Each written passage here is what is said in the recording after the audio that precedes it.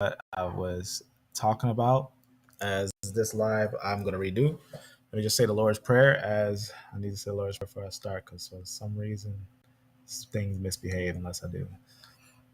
Our Father in heaven, honored be thy name. May thy kingdom come. May thy will be done on earth as it is in heaven. Give us each day our daily bread. And forgive us of our trespasses, and forgive those who trespass against us. Lead us on a righteous path, and guard us from the evil one. In your name we pray. Amen. All right, so first things first, let me make sure I say this quick introduction again. So this is important to know about first things before we dive in, right? We are not part of any social group or any camp or anything like that. We like to look at the truth and unbiased truth, and we can find the truth without resorting to dirty doctrine. When I say dirty doctrine, unprofessional doctrine that doesn't have any scientific grounds. So we're going to be looking at science today, and we're going to be rebuttaling some information that, what's the word I'm looking for? That many people try to separate a people from their own history. But first, we're going to start like this, because the interesting thing is a lot of people, when they talk about groups that are linguistics, like language Semitic, they forget that there's also a group that was genetically Shemites, right? And Shemites, early Shemites, if we're talking before Babel, they would have spoke the same language as Ham, Shem, and Japheth, right? Before the Babel division of language. So that's going to be important. So let me first address these things, as these things are important first for me to address for finding Israelites. All right. These are going to be the major rules we're going to stick by. Rule one: red hair doesn't always equal Esau. So that means genetically, if someone has red hair, that's a recessive gene. You got to be careful when you're understanding how a recessive gene works, right? Versus genetics. Rule two: pale skin doesn't always equal Esau. So that means that if someone has pale skin, that doesn't mean they're Esau. That's very important. So that means that if someone has pale skin, that means they're not always just going to be Esau, right? Very important. Very, very important. So very, very important. Sorry about that. Just distracting these ones. All right. So also, pale skin doesn't equal unclean leprosy. This is very important, because a lot of people, when they see someone that has pale skin, they'll say it equals unclean leprosy. Leprosy doesn't even work like that, right? Biblically speaking, we have broke this down before. That just because someone has pale skin, that doesn't equal leprosy. So very important. Hopefully you can hear me this time. No, that. Sorry for that extra background noise on that. All right, another rule four: black skin doesn't always equal Israelites. So that means if someone has darker pigmentation, right, there's Pacific Islanders, there's Indians, and all types of different groups that can have dark skin. That doesn't mean that everyone with dark skin is Israelites, right? But we will point out some things that we know that highly many are Negroid and whatnot. Number five, rule five: it's important to know monophylactic families, the DNA. So monophylactic families, we had talked about this before. It's going to be considered anything that's under one node. So count a node. Everything that is under that node is one clade, right? Every branch is a clade, right? So it's going to be very important to understand that you need to know what's under what in genetics, right?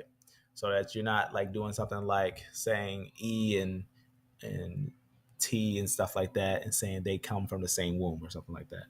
So you know that who's what, where does things divide. We talk about that too. Number six is more important, most important. Know your history. So know your history, very important. Number seven, don't forget that females can point who are Israelites, right? That's very important. A lot of people forget that there are also female Israelites. Remember, Abraham had many sons, right? He had Ishmaelites. He had sons from Keturah, right? He had a lot of sons, a lot of different sons. And we need to understand that from the womb of Sarah, from the womb of Rebecca, right? From Leah, from Rachel, bringing forth the 12, those were the ones that had received the blessings of the Israelites, right? So they would be from Shem, right? Because Abraham would be Shem. He made a lot of Shemites. But the Israelites would be one certain group that would pop up around the Bronze Age. right? Another important thing is 8. The 12 tribe chart is wrong. The 12 tribes chart is wrong. If you know what I'm talking about, you know what I'm talking about. There's a classic 12 tribes chart in mini camp doctrine that goes off of phenotype and not by genetics or by actual a real scientific ground. And we're going to talk about these things today. All right. Number 9, being born. Now, if someone is officially Israelite, being born Israelite doesn't mean you're automatically saved. Now, this is important, even though we get an understanding of who's Israel. We're not saying that, oh, they're Israel, now they can do what they want, right? That's not what we're saying. We're saying that now they're Israel, now they know who they are, now they can do better, right? Now they can hold on to who they are, right? And number 10, don't hate your brother. We're not here teaching hate doctrine. That's one of the most important things. And praise be the Most High. So always praise the Most High. So just want to get those things out of the way real quick before we dive in. So now we're going to look into this video. We talked about it a little bit early, so we're going to just dive right into it. So let's get into that. So before I start, he's going to be talking about a video we had talked about before on this little thing right on my page. If you go to my page and go to playlists and go to Synthetic Sunday, this playlist here, you'll find on this playlist a lot of different genetic studies, right? If you have any genetic studies that you think should go on this list, as this is a long playlist, let me know. But we had touched on the Natufian. Let me point that out right here. Right here is where we touched on the Natufian, and directly the video by Mr. Amenhotep, just to kind of go over that, because he said some controversial things and a lot of people felt very personal about some things. So it's worth breaking down what he went over unbiasedly, right? And it's about the Natufian. The Natufian are a very important Levantan group, right? And it's about, they invented what? They invented like a couple different things and whatnot. But it has some very important things that we're going to talk about today. One of the most important things is how the Natufian had, as it says in this source, among the first farmers, those of the Levant trace 2/3 of their ancestry to people related to Natufian, hunter-gatherers, right? So, and we can get some other groups that are inside certain groups.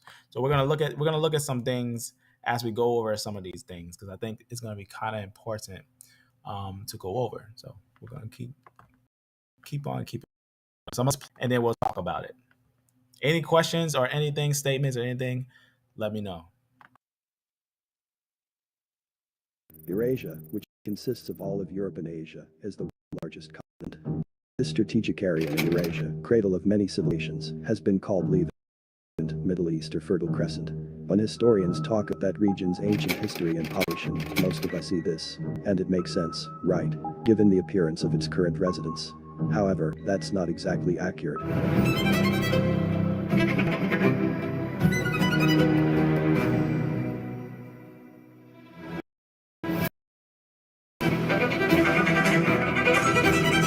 Okay, so we don't need the sound for this part. This part, I'm gonna just let it play. Just kind of like his, what's the word I'm looking for? He's just using a straw man. He's just inventing a character attack. He's inventing an Afro-centric cranks, and he's trying to attack them. He's building up a character to build up an attack to. So this is a very quick fallacy. Now, here's where we get something interesting. He said, what science has he brought to refute these reconstructions? So if you know, he's just talking about, a lot of people, they say like the Levant, they will look like this early on. But if you look carefully, especially at the early Levantans, like Natufians, not so. They have a very distinct look. I'll put a video in the description of how the phenotype, a lot of different papers over how the phenotype of the Natufian look. I'll put that in afterwards, because we got some other stuff to talk about on this.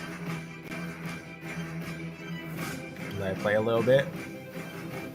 So a facial reconstruction can put a name on an unidentified body in a modern forensic case. I'm just going to let it play a little bit, or in archaeological investigation, a face on history. So I'm just going to let him kind of talk a little bit, because for a minute, he just complains. He's just complaining, building up a red herring, making fallacies and everything. So we're gonna look at his outview of this, and you're gonna get some perfect understanding of what's going on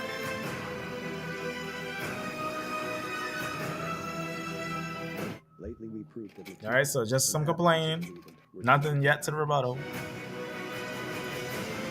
All right, so and it says, and we debunk this dirty lie. So he's gonna go and say something very specific. Let's understand something real fast before we proceed forward, because I had talked about this before, and I have to talk about it now. Let's talk about some papers that's not usually talked about on the Natufian. For example, here's some reanalysis of whole genome sequence data from 279 ancient Eurasians reveal substantial ancestral heterogeneity, right? They're basically saying it's going to be some connections of certain lines that we need to look at. And one of the groups that it looks at is one in particular called the omic groups. I'm going to make something very important here. Notice what he said here. He says this. He says he debunked a lie because it said that the Natufians. He's saying the Natufians are not Africans. That's what he's saying. A lot of people say, well, the Natufians must not be Africans because they're. How can an African be in the Middle East? How could an African be in the Middle East that long time ago? Right? Not a single scientific genetic paper has stated that Natufians were genetically African. One. Natufian sample consisted of 61.2% Arabian, 21.2% Northern African. So there's one that's saying it's African, but it also does it a little more. 10% Western Asian and 6.8% Omic ancestry. So that's very important. And also, it continues on and tells us this of the Natufian. The transition in the Levant from the Epipaleolithic to the Neolithic period involved an increase of Arabian, so E1B1B, increase of Arabian population ancestry, at the expense of the Northern African and Omic ancestry, right? That's ties to those V38 lines, right? For example, Omic, very important to understand. We would have a very extensive tie to this lineage here that actually would have a division at V38, which makes M2, or this line right here, which actually is high, right? Very, very high, especially among the Omic speaking populations. So that's very important. So we got some good understanding. Another thing we can understand from this is that it lets us know right here, when it's letting us know about these E groups and all other groups around there and whatnot, it says this about some of these groups. Ancestry shared by Omic speaking people is found predominantly in present day southern Ethiopia and is associated with haplogroup E, thus revealing a plausible source. Now that's important. So we already know, what do we know already? That E has ties to Eurasia and Africa. So Eurasia and Africa is going to be counted for E. Very important, but highly early in Eurasia, because we just found out it had ties to Natufian, which is going to be a very early culture. So that's going to have haplogroup E there. Very important. So let's kind of proceed forward. So he said one source. Well, we have one source. He said not one source, but we'll go a little more deeper into it as we go. So he says this fraud does not define what an African is, nor what it means to be genetically African. What is a genetic African? So that's what we're going to talk about today also. What is a genetic, why do people, when people think about white and black is so stapled in people's mind that they think white, when someone says white and someone says black, they think that's literally a race. Like they'll say like that was Ham, Shem, Japheth, white and black, right? These are other sons, white and black sons. But rather, let's understand the full understanding of these things. And that's what we're going to go over today. We're going to go over these things, right? It's more complex than it looks. More complex than it looks. So he doesn't go and define it. He just goes on. So we're gonna go and see if there's zero. So we got one so far.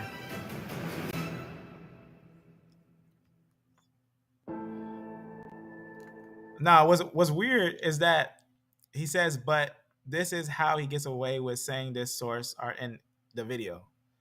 Now, I already said before that a lot of people had ignored that he put sources in his description, but this is probably an example of that. He doesn't want anyone to feel compelled enough to look up these papers. You don't have to look up the papers. You can look in his description. I was mentioning about his little here.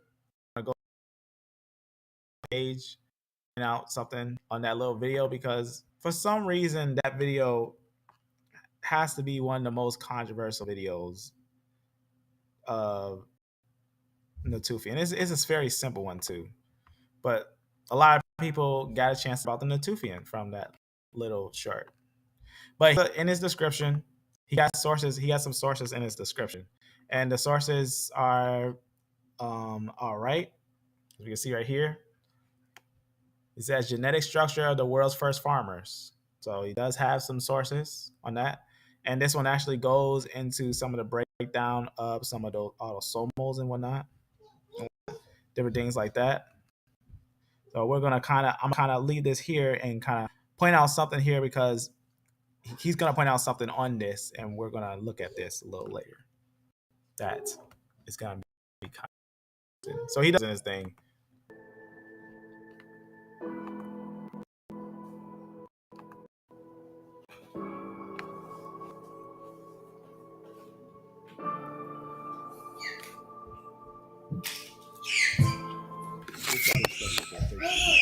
Confirms the significant connection to West and Central Africa. All right. They look like magic.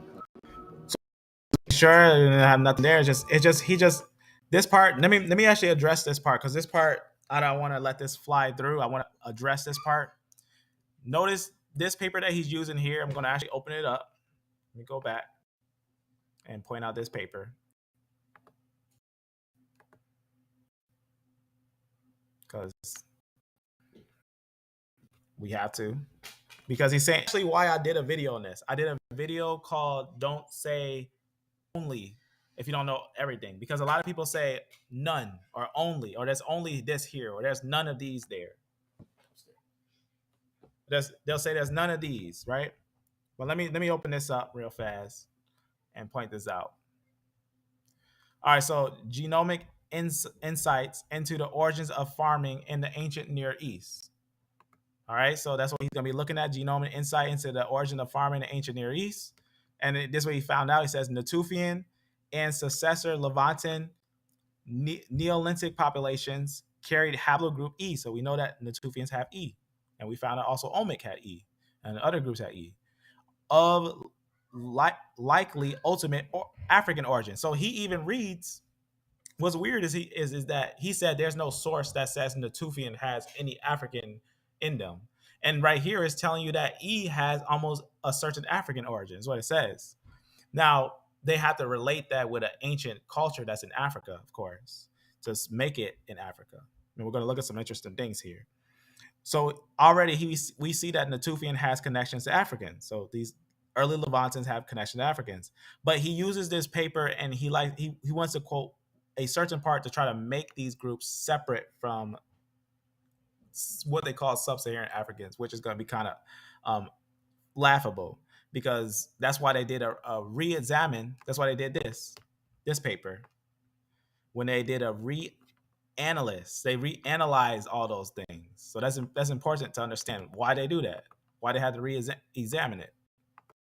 Why did they examine it? They said, however, no affirmity of Natufian to sub-Saharan African is evident in our genome-wide analysis, as present-day sub-Saharan African do not share more alleles with alleles with Natufians than with other ancient Eurasians. Now, why is this important to know about? Why is this important to know about? Because the point that is pointing out is going to be those sub-Saharan Africans are going to start pointing to a certain group of quote unquote sub-Saharan Africans. And you're going to see them isolate them. It's going to be a classic group that a lot of groups like to point out called Bantu. And we're going to go and get the actual history behind certain groups like that. Because a lot of people don't know that those groups are younger than the Natufian. Here he goes over the cranial information and everything. They look like magic colored people. This one's going to be kind of interesting. He says he's not going to explain to his audience how he arrived at this particular conclusion, nor is he willing to support the conclusion with scientific data. I'm pretty sure the scientific data was displayed, and in fact, he's going to open that scientific data and prove it to us. That's what he's going to do.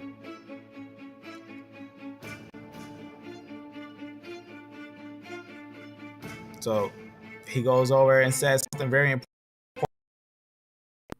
See where, in fact, there is no methodology to his conclusion. It says it is pure speculation and race-based fantasy. We got to understand what does he talk about race-based fantasy and everything. Is some of these individuals have a race-based fantasy, but that's what we're going to go over to. So watch what it says here. If the science, right? Watch what it says right here. Detected a Niger Congo speaker. Now this was interesting. You got to know that language, the Natufian are pre-Shemites. That means proto-Shemites. That means they have close linguistic ties. Like, for example, let's point that out. Remember, we had pointed out, a linguist had pointed out that there is archaeological and anthropological evidence, right? Reason to believe that even modern day Semitic speaker today in the Levant have ties to like Natufian. When they looked at their skulls and everything, when they looked at their bones and whatnot, they seen that their teeth have very similar marks like someone would have if they spoke Semitic.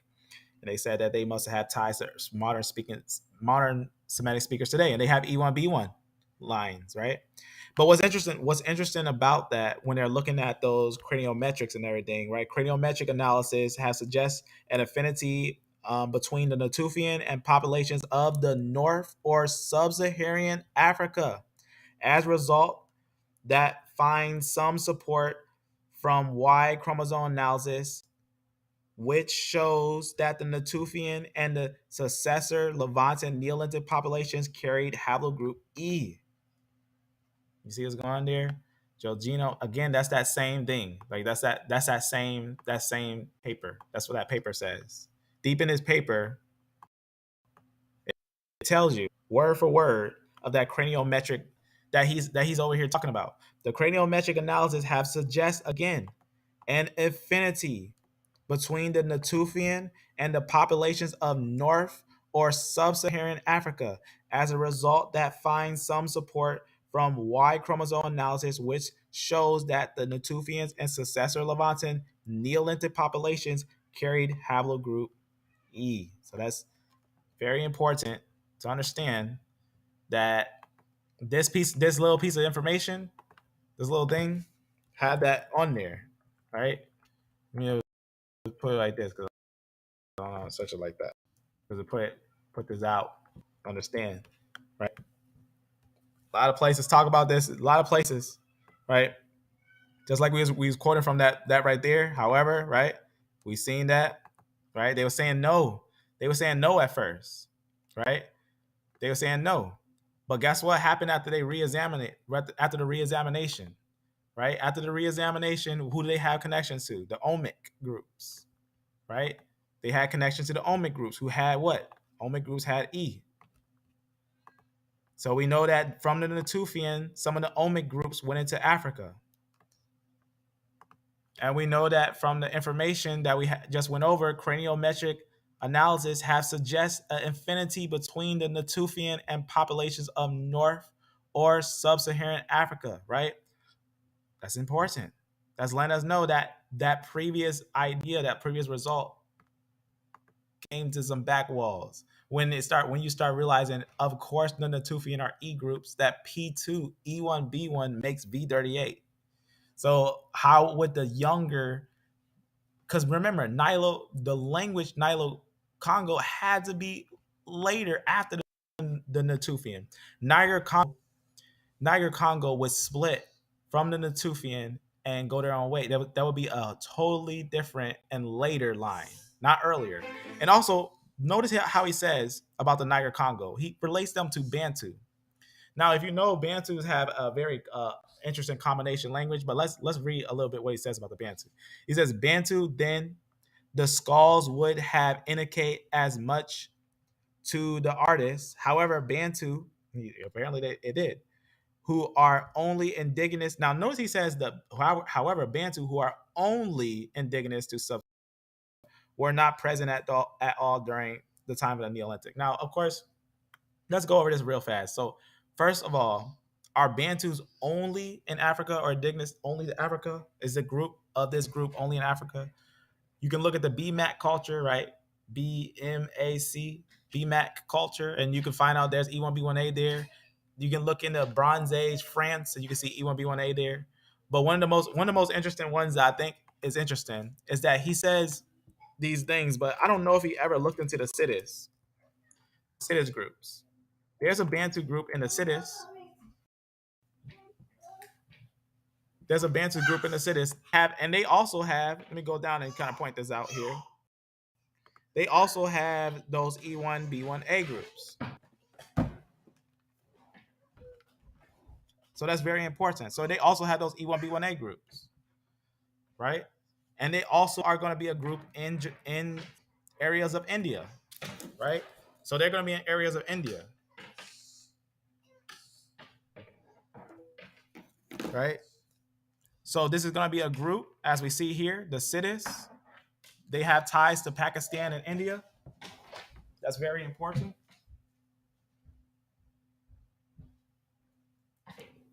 Right? So very important. So that's and they're gonna have those Bantu groups there. See, as we can see, right? It says some of these groups, as it says later, the city's population was increased by Bantu people. So that's important. That's very important. So Bantus they're all over. So because Bantu means people, the word Bantu means people, right? So that's very, very, very, very important. In fact, what's interesting about Bantu, not a lot of people know this. Let me make sure I point out this history because I think this is important to know about the Bantu groups. So let's look at some history of the Bantu. What's interesting about Bantu groups, there's a lot of them today in modern times, but let's look at their origin. Watch what it says about their origin, the linguistic connection. Because remember, if you look up language and linguistics, the origin of language and linguistics and all that stuff, if you look up the origin of language, let me just point out something real fast here. All right. If you ever look up like around 5000 BC, this is where like languages start to arise, right? You can find out some very interesting things about this time. I'll do maybe a separate live of the evolution of language and everything. So it's about 4000 BC. Because remember, after the Tower of Babel, that's when languages disperse. That's when they get a lot of different languages, right? But before that, they all had one language. But later on, they had multiple different languages. That means that any language that you see had to be a little later. And the Natufian were pre-languages, right? They had pre-languages, and they started to have some type of lingo Franco they had going on, but we don't really know what language that was. Besides that, it had early ties to Semitic, right? Because the Natufian groups later became Semitic, right? Let's understand this about the Bantu first. How old are the Bantu if they later got those languages? If they got languages later, how old are they? Right? They're actually fairly recent. Watch what it says here. It is generally agreed that some 1/3 of the continent today, occupied by Bantu speaking people, was until approximately 2,000 years ago, right? The domination of other groups. Now, this is important. That means that they believe that Bantu groups are actually going to be later groups that come in. That means they're not as early as the Natufian. That means that P2 in the Natufian was not going to be something that's going to come from the Bantu or from Niger Congo groups, but rather those groups would make those groups. That's why we see that, like I said, that the Omic groups and the Northern African groups will come from the Natufian groups, right? So that's gonna be very, very important to understand as we proceed in this, because of the further information that we're going to go into on this, right? So very, very important to kind of get an understanding, right? Make sure we go a little that history, because I don't want to leave that history real fast. Let me see if I close that tab. Let me open up.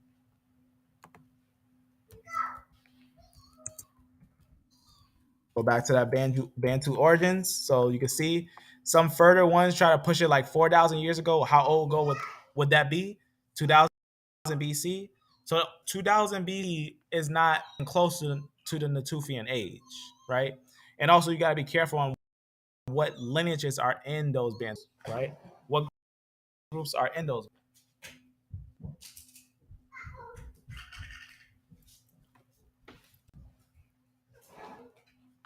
All right. Let me pull up that thing real fast because we want to get into the history of there. That little link real fast so we get that quick summary. We want a little professional little summary. Let's go to this one, right? Well, we'll leave it alone.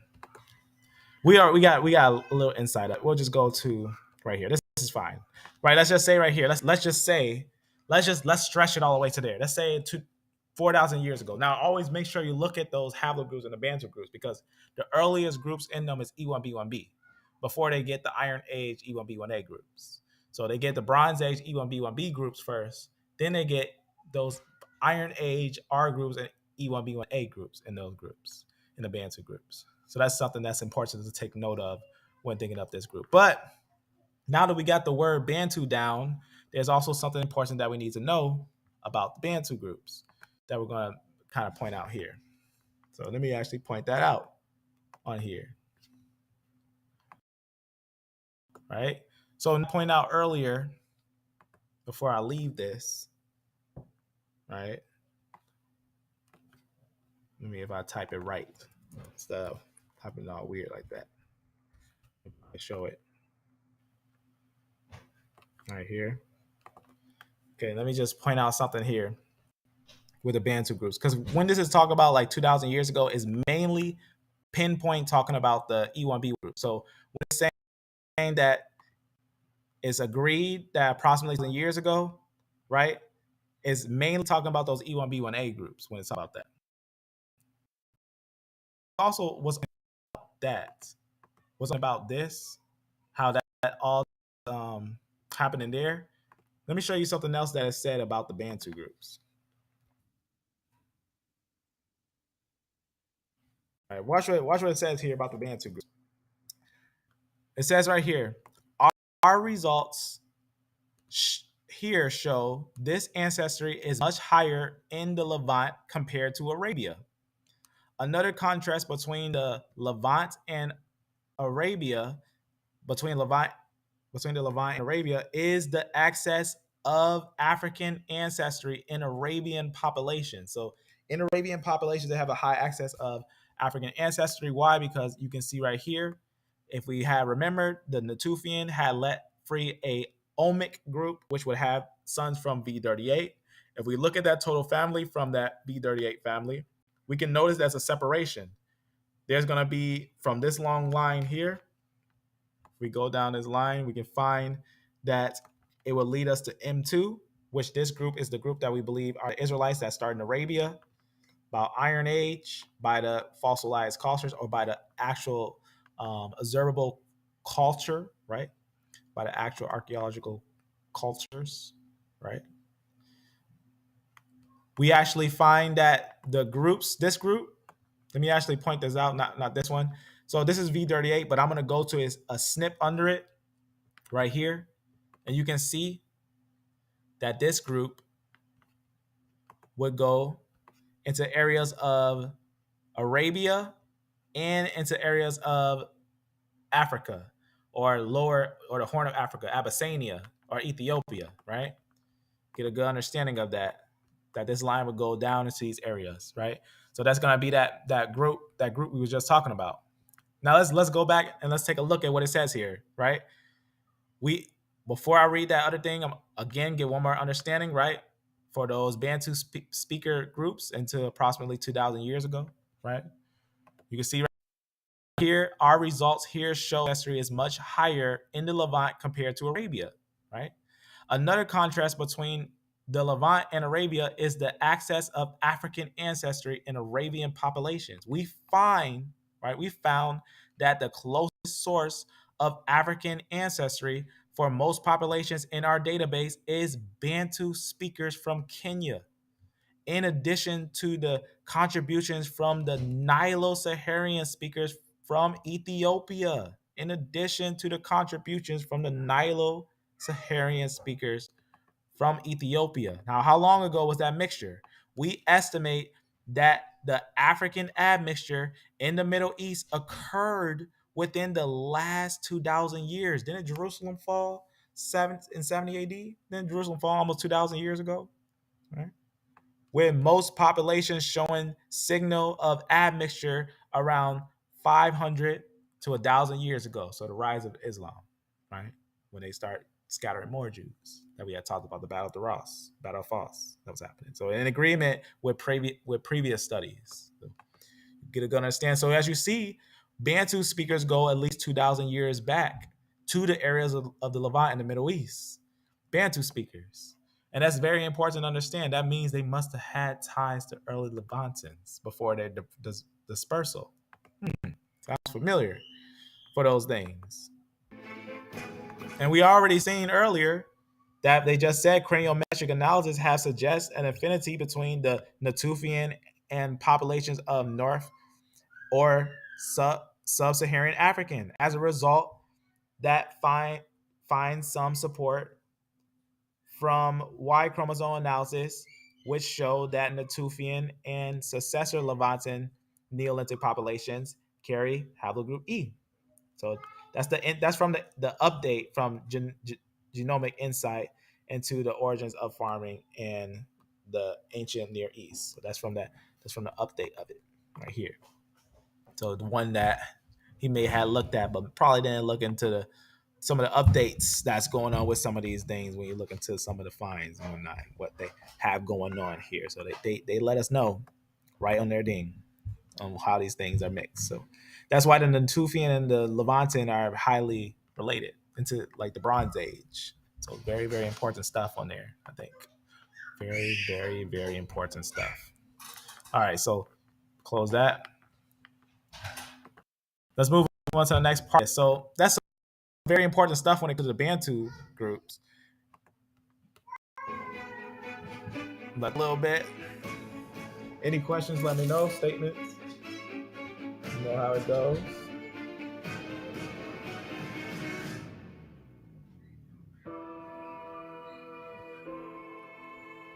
All right, so there we go. Before we move on from that Bantu idea, does anyone have any ideas or statements to make about the Bantu groups? Because I see you got some things to say, and I was hoping for that. That's gonna make it very it's gonna turn the heat up a little bit here. I was waiting for that. So Bantu language should be 6,000 years old. Do you have a 6,000-year-old fossil of a Bantu group? Go ahead and state that source, and I will go to it. I want you to state your source for a Bantu group 6,000 years old. Go ahead. As far as I've seen, I've never seen one past 4,000 years. Not even close. And also this one, E1B1B DNA haplogroup, but you don't find Bantu E2. Bantu has a diversity of groups in them. We have pointed this out when we have broke down those lineages. If you want to see the video where we directly go over that, I advise you to take a look. You see this synthetic Sunday? You can scroll to the top to scroll down. Right there, truth of E1B1 Natufian, Lydian, Spain, Peru, Sumerian, BMAC, and Bantu Abyssinia Puntan genetic connections. That's a 6-hour live where we actually go over all the information that we're talking about now, but in a little more detail. So we actually go over the connection of how those groups actually are connected. So if you're curious on that, I advise checking out that. But if you want to see any of the what lineages they are in those Bantu groups, is more complex than just saying E2. In fact, it's E1B1B there, there's E1B1A, there's R1B in the Bantu, right? So that's why the Bantu is important to break down piece by piece. All right. Amen. All right, so let's keep on keeping on. So we'll let this play a little bit, and we're going to keeping on for the family. So that's how we. So let's look at this information. So what does it say here? What's the most important thing we need to understand with this? Now he's taking this from the guy's page and he's gonna give some interesting thoughts. He says, this is the chart in this video, an attempt to turn the Tufians into black Africans. Let's take a peep at the study and see what it says. So let's also remember this: the difference between race. Let me make sure I show this before we proceed. Right? But this is something that's important to understand about race. Some bio uh, biologists, I don't get the word out twisted. Biologists um, uh, argue, right? Some biologists argue that children should grow up learning the truth behind the science of race from a young age. Now, let me go to this because this is important.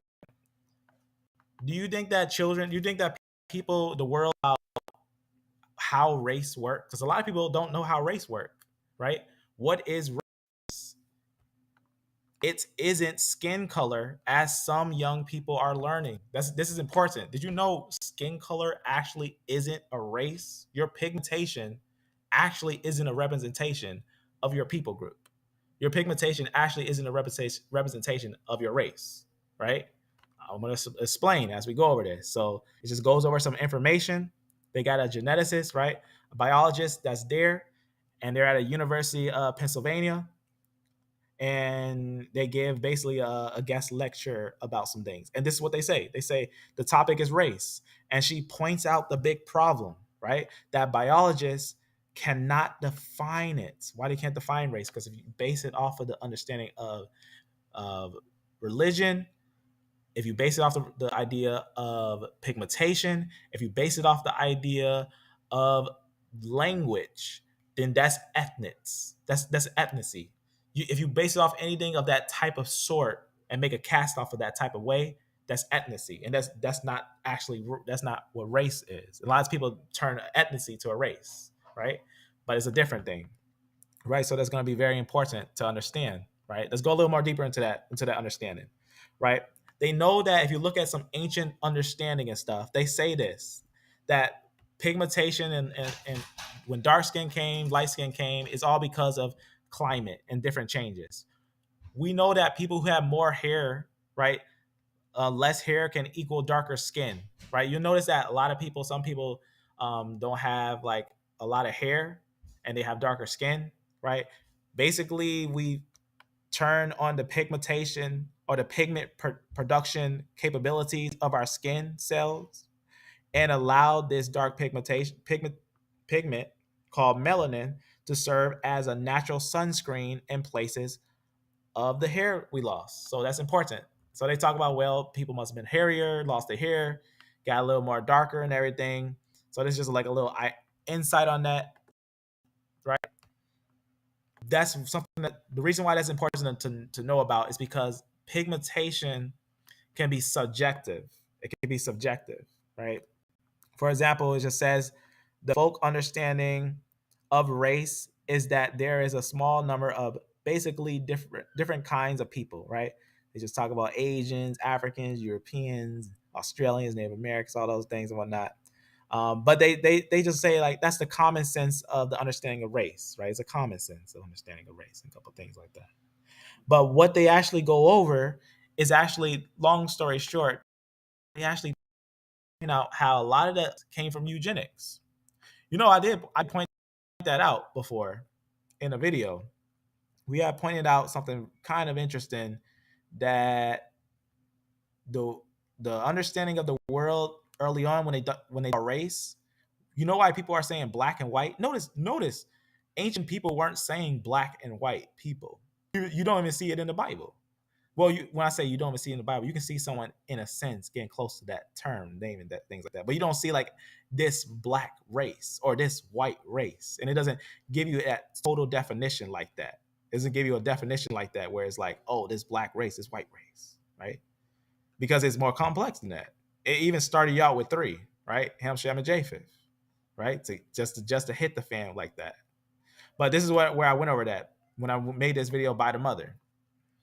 Now, the reason why I wanted to express and explain how the concept of race came about and how it started with Darwin. I'm talking about the messed up way of how races work. It started with Darwinism. That's what it started with. And we last time when we talked about eugenics and how that came from that. That whole thing came together. Just to kind of show you a sample real fast of that, real fast, where we was talk about that. As we always put these things in the description, these sources in the description thing, just making sure that's the one.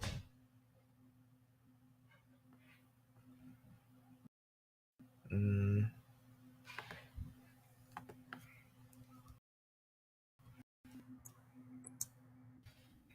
let me pull that up real fast right here. All right. Just to kind of make that highlight there, the video so I can watch it. 6 hour one. I'll put that 6 hour video, that one on to the deep sources on the Bantu one right here. I'll add that to the description. This one right here is called Truth of E1B1, Natufian, Lydian, Spain, Peru, Sumerian, BMAC, Bantu, Abyssinian, put genetics connections. And it connects the whole thing, all those lines. And that's gonna be, if you go to the Synthetic Sunday playlist, it's gonna probably be the 24th one. So that's gonna be that's gonna be on there. But let me grab this on here. So as you can see right here, let me read you a highlight here. Let me read you a highlight here. Watch what Darwin P sounds like someone who's not a racist. At some future period, not very distant, as measured by centuries, the civilized races of men, the civilized races of men will all certainly exterminate and replace throughout the world the savage races. At the same time, right? What's going on when you talk about the apes and everything? As he says, Professor, I'm not gonna try to pronounce his name, was remarked, will no doubt be exterminated. The break, he's talking about this different doctrine. The break will then be rendered wider. So he's just saying like it's gonna be a major separation. What he's saying is there's gonna be a giant gap, a separation of lines. For it will just basically talk about what's gonna happen. It's gonna jump to the bottom where it says, this is what he says right here. Then the Caucasian and some ape as low as a baboon instead of as at present between the Negro or Australian and the gorilla. Pretty much jumping through this little thing, but it's pretty much saying there's going to be a separation between men in a more civilized state as we may hope. So it's just saying that, just basically saying there's going to be a separation between men as far as like, though, something like the Caucasian separation, like for the monkey and stuff and whatnot. And if you understand what he's saying there, it's from the descent of men. I can show a quick summary of it just to kind of break it down, really break it down good enough as it should be. But let's go and let them talk about it and explain what's going on here. Let me give you an understanding of here. And this is from PDS right here. The same little thing. This is gonna be PDS telling you an understanding of some things. Let's read what they say here. It says this: what is the relationship between social Darwinism and eugenics? That's what that whole thing was about eugenics the other day. And it just talks about Darwin, the origin of species, and pretty much he just talks about he's convinced the whole society of some things and whatnot. And he pretty much came to a bunch of like ideas. And what his ideas was, it pretty much became, when you think about the idea of eugenics, it pretty much became a overlay of it. That's what it pretty much became. It became pretty much an overlay of it. And a lot of people would say like, oh, the Darwin idea is better, but it's really not. It's the outer Africa concept. A lot of it was still based on the concept of the Darwinism of the eugenic idea that these darker races or other type of races were lower races and they developed slower And somehow, some way, they were in Africa for a long time. It didn't come out until recently, into the slave trade. They didn't come out to about slave trade. That's the accusation, right? And that's just painted with a broad brush because it gets more detailed than that. But that's really what it comes down to when you think about its connection with race, right? Let's move on a little further to get a little more detail into it. That's just important to know that Darwinism has ties even with the eugenic origin of the concept of race, the division of black and white and all those things, right? All right. Research has repeatedly shown that, watch what they say here. This is going to be quote unquote that I'm going to show you from this little genetic piece of literature right here. Watch what they say here in this little thing, right? Let that load real fast, and then we'll point that out as it comes in. What's going on here? Make sure that is closed there. I'm going to just go back real fast. All right. Let me point out this little piece from here so you can see what's going on here, because this one's kind of interesting if it opens up for me, which it looked like it's on a. Let's go back and try to reopen that, because I'm gonna read you this little thing. Why is this important? Why is all this important? Because you're seeing where a lot of this doctrine, where this dogma of black and white versus saying what someone's actual ancient origins are, right? Because a lot of these people weren't called black and white, especially in the medieval time frame, right? You start seeing the term like Negro start to rise up, right? And it'll start to define certain groups like Moor, Negro, and these were the basically related to people of skin color, right? This is a true thing that I'm telling you. All right, just had to refresh that little note. All right, so let me actually open this so you can look at that on this little piece of literature. If it wants to open up, I'll let that do its own thing. All right, so this is what it says. Research has repeatedly shown that race is not a scientifically valid concept. What was that? What's it saying here? So again, research has repeatedly shown that race is not a scientifically valid concept across the world. Humans share 99.9% of their DNA, right? That's why that little tiny change, that little tiny chromosome change, that X and Y chromosome is tiny, right? That 0 point change right there. But that's gonna be a major change, those little chromosomes.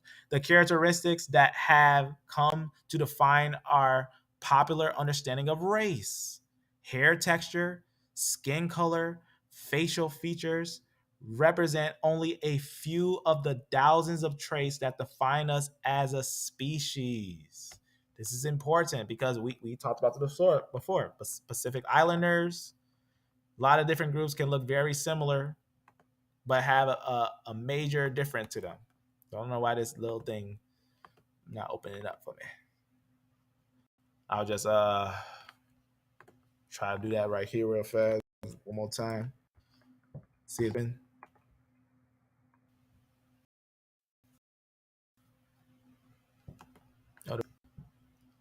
That's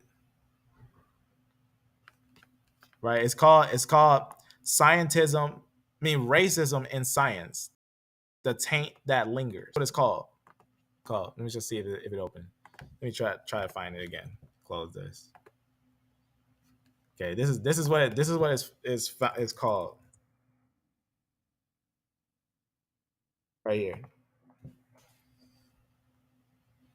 But some reason it's not opening, or it's trying to open. I don't know what's going on with it.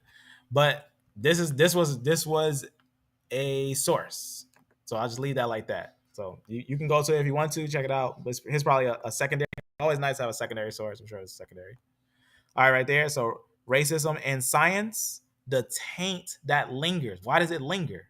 2019. Why does the taint of racism linger today? Because not a lot of people know that Darwinism still has that taint of the mess of eugenics, right? So very important. I'm gonna leave that like that.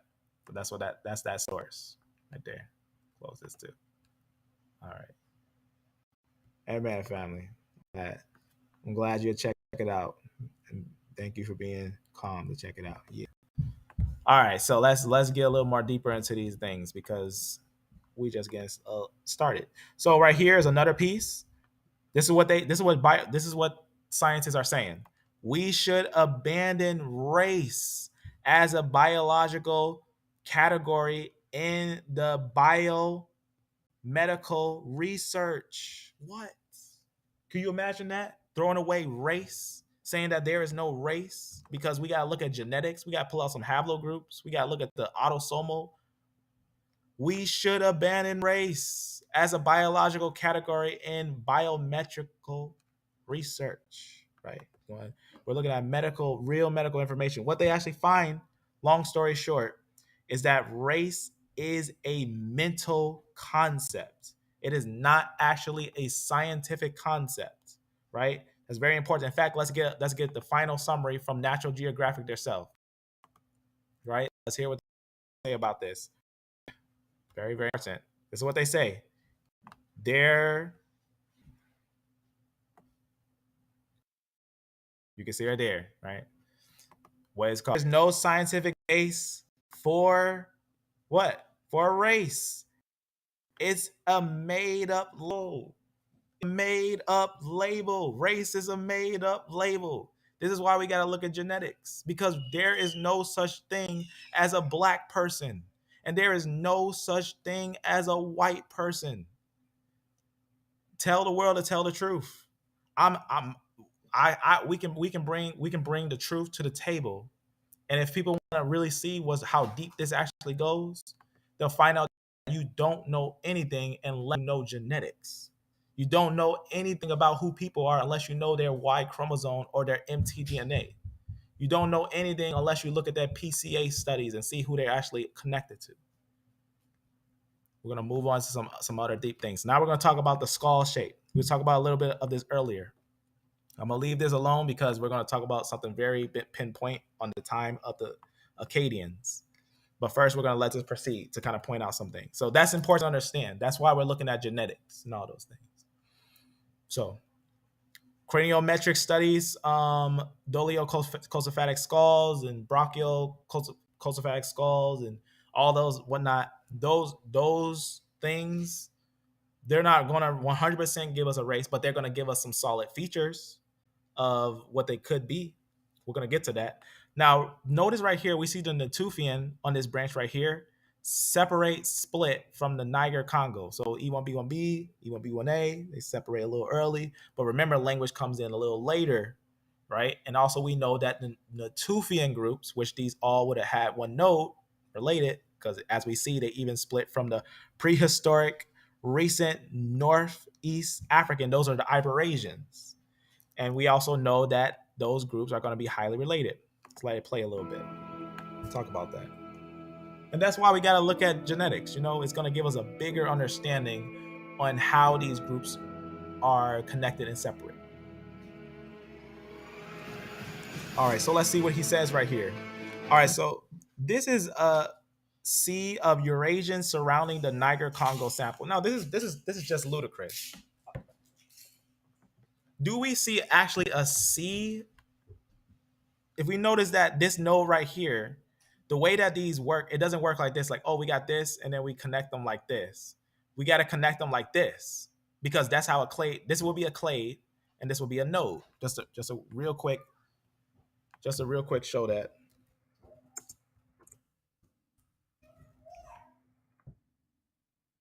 Okay, so in a lot of farms, you have these things called nodes and clades. So let me just go to one that's gonna show it easy.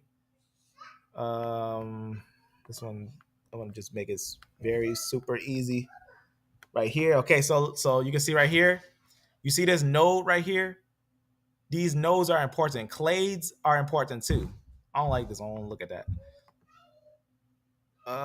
Let's go to right here. So these are nodes. The nodes will be basically what connects two lines together, right? A node would basically be whenever you see like the tip It always looks like a Y. That's what it looks like, either like a Y or it just looks like a fork, right? It looks like a fork. So this will be a node. Every point where lines meet is a node. That's called a node, right? So that's very important for understanding, because that's how you can find a monophylactic family. A monophylactic family always connects all things on one node. So that's how you know it's monophylactic. It's on one node, right?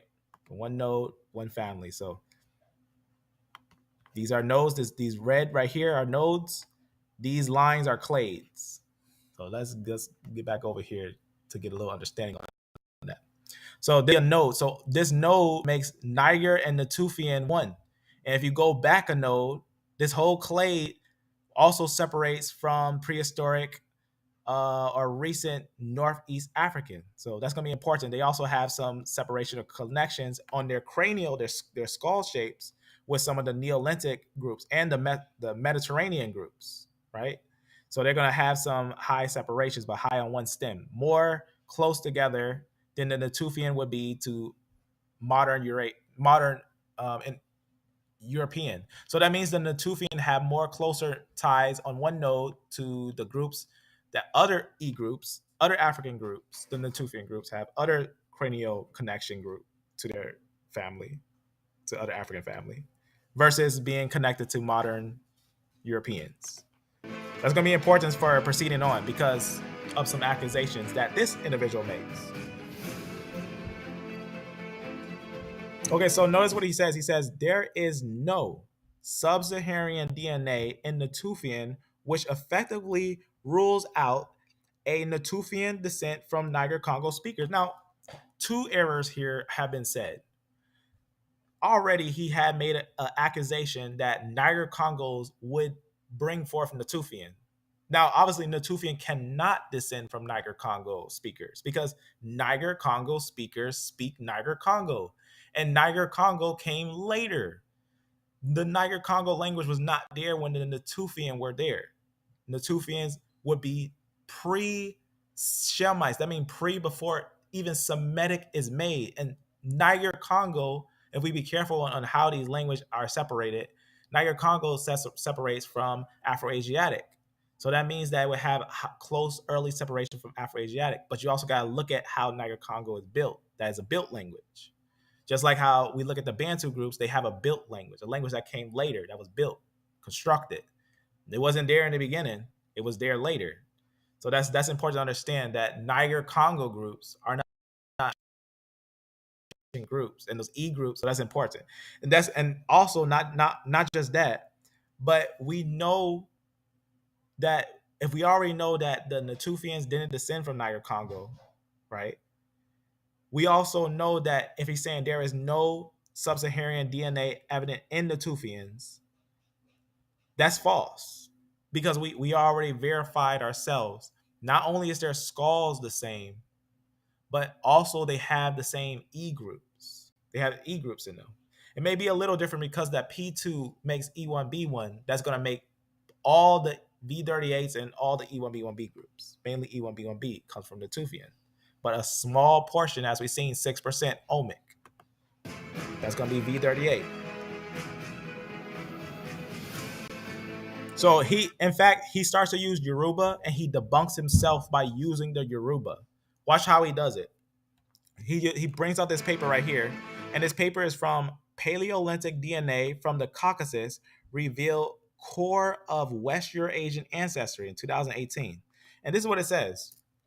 West Africans represent by Yoruba had, and they'll say about 12,000 years back, that's going to be your Iberasians or Iberusians, ancestry from Tefer Alt, related groups rather than Tefer. And that's what's important, is saying that basically the E groups in Africa, the modern E groups, right? When it's saying West Africans represented by Yoruba, that means modern E groups.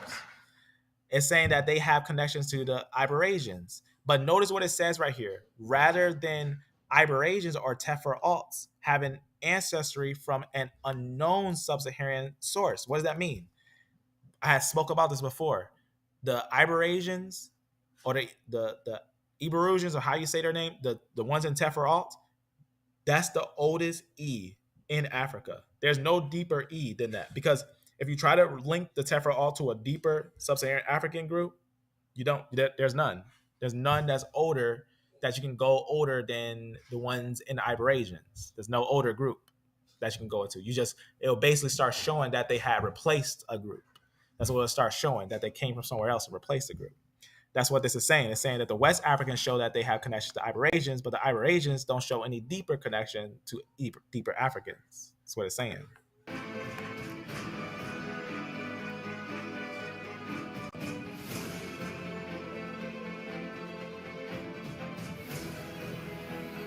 Now watch this. This is where it gets kind of interesting.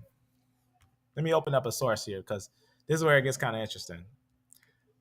This is why I was going to talk about this source here, because a few people are talking about this location, and this location is kind of interesting. But this is what it talks about. It talks about a location. It says a novel signature of ancient, almost 8,000 years ago, 7.5 thousand years ago. It says Eurasian admixture in Yoruba.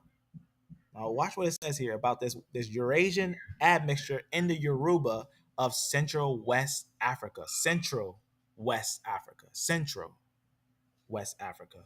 Right? It's saying that they have a Eurasian mixture in them. Now, how would they have that mixture in them that long ago? How would that be possible? What culture would that probably be in? Let me show you something real fast. Let me show you something real fast, because this one's kind of an interesting culture. All right, so this little paper right here is actually from Armenia.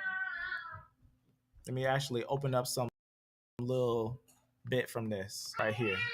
This is a Neolithic find in Armenia that's going to be about some of the interesting E1B1C groups. Now, the reason why it's interesting, because E1B1C used to be on E1B1B's branch. So Neolithic lineages that they found. Why is that important? Because after the division of the sons of Noah, which divided around the areas of Mount Ararat, Mount Judy and stuff, they would have divided over here. So that would be a Neolithic. I spoke about it before, a Neolithic bottleneck. There was a Neolithic bottleneck at that time. A bottleneck is because after the mass extinction of a lot of humans at that time, a Neolithic bottleneck that happened to many different species. But we find these lineages settled around areas of basically Eurasia.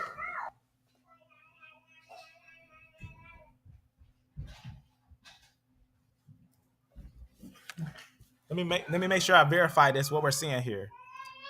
Let's see if this magnified glass works. Okay, so you see right here, E1B1B. Notice a long time ago on the E1B1B branch used to be E1B1C. Right there? E1B1C. And what now branches E1B1C on? E1B1C is now on V38. For example, we can note right here, from V38, it makes both two basal lineages, two basal branches. Mainly, obviously your M2, you're going to have your M2 from there, but also this separation line, this E1B1C branch that used to be on E1B1B's branch. And that's what we're actually seeing there. That is actually will be in Eurasia, this line.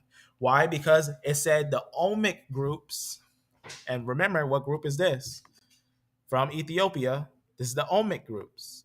Just like the one that we had spoke about before, Mota, that we have verified a Eurasian back migration to it, which also the geneticists has said, what we had spoke about before.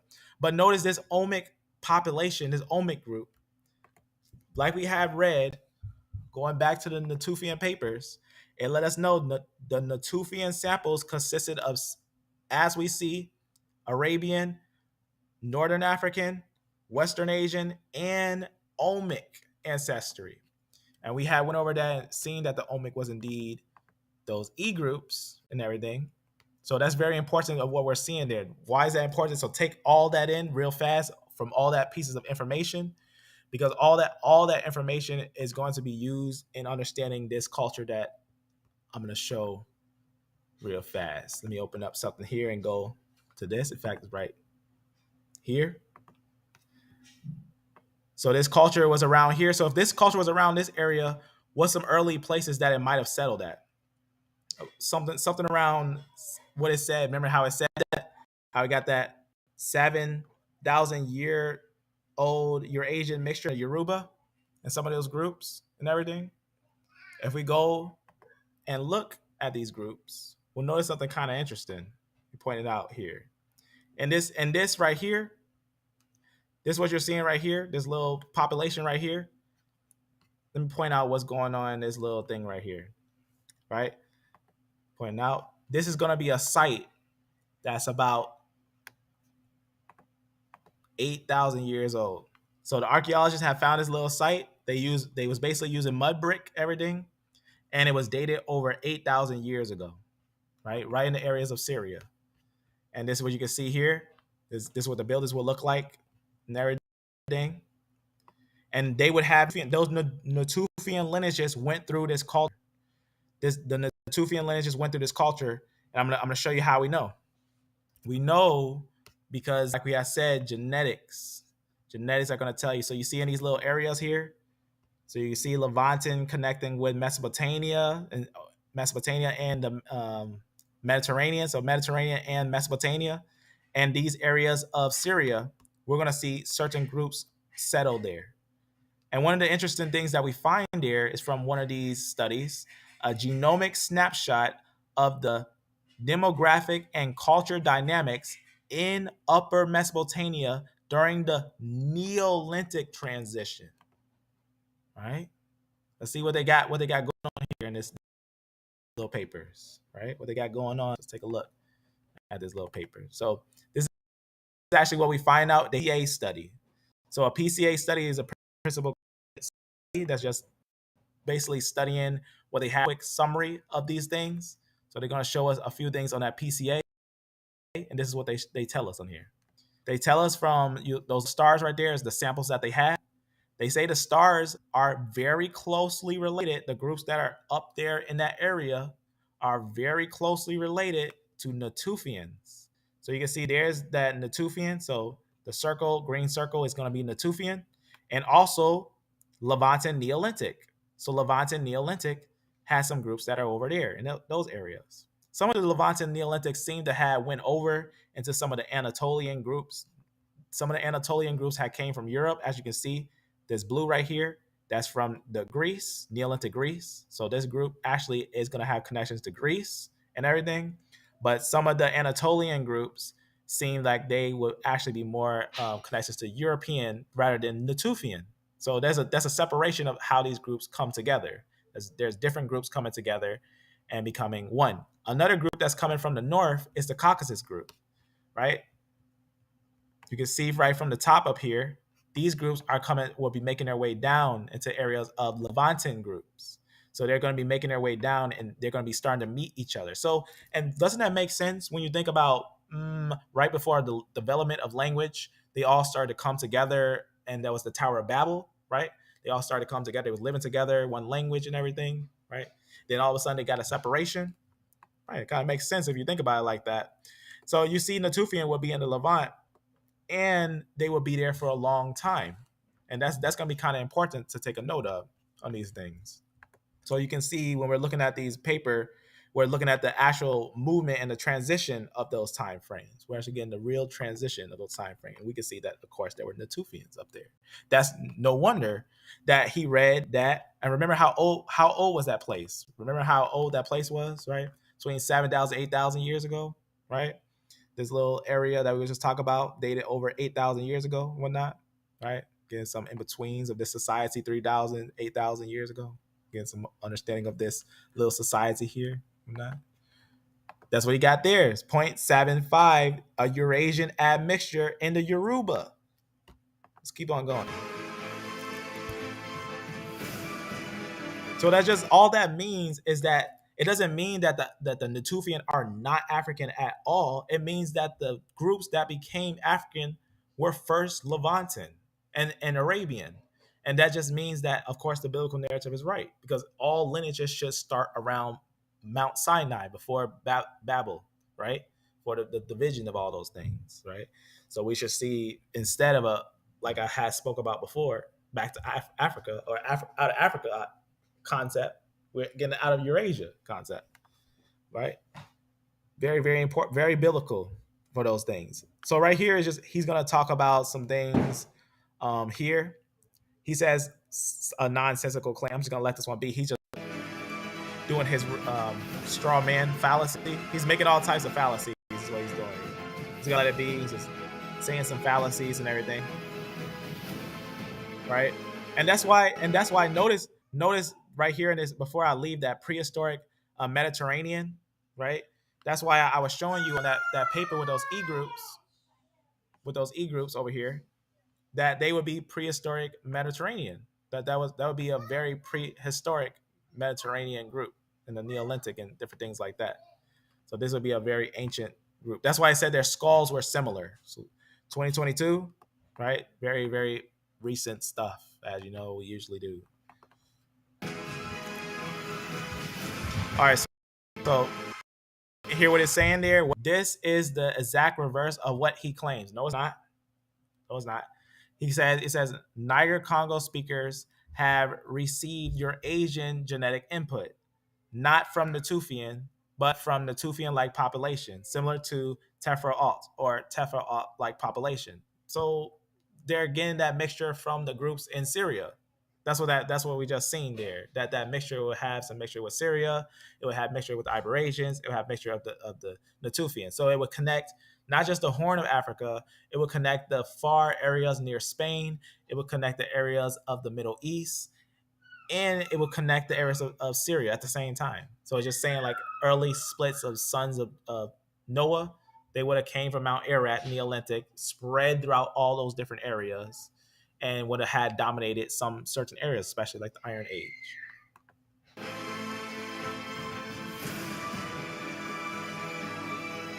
So just some clear red herrings. No, just some clear fallacies at its finest. So there he says at the end, what genetic background do Natufians have if it's not sub-Saharan African? What?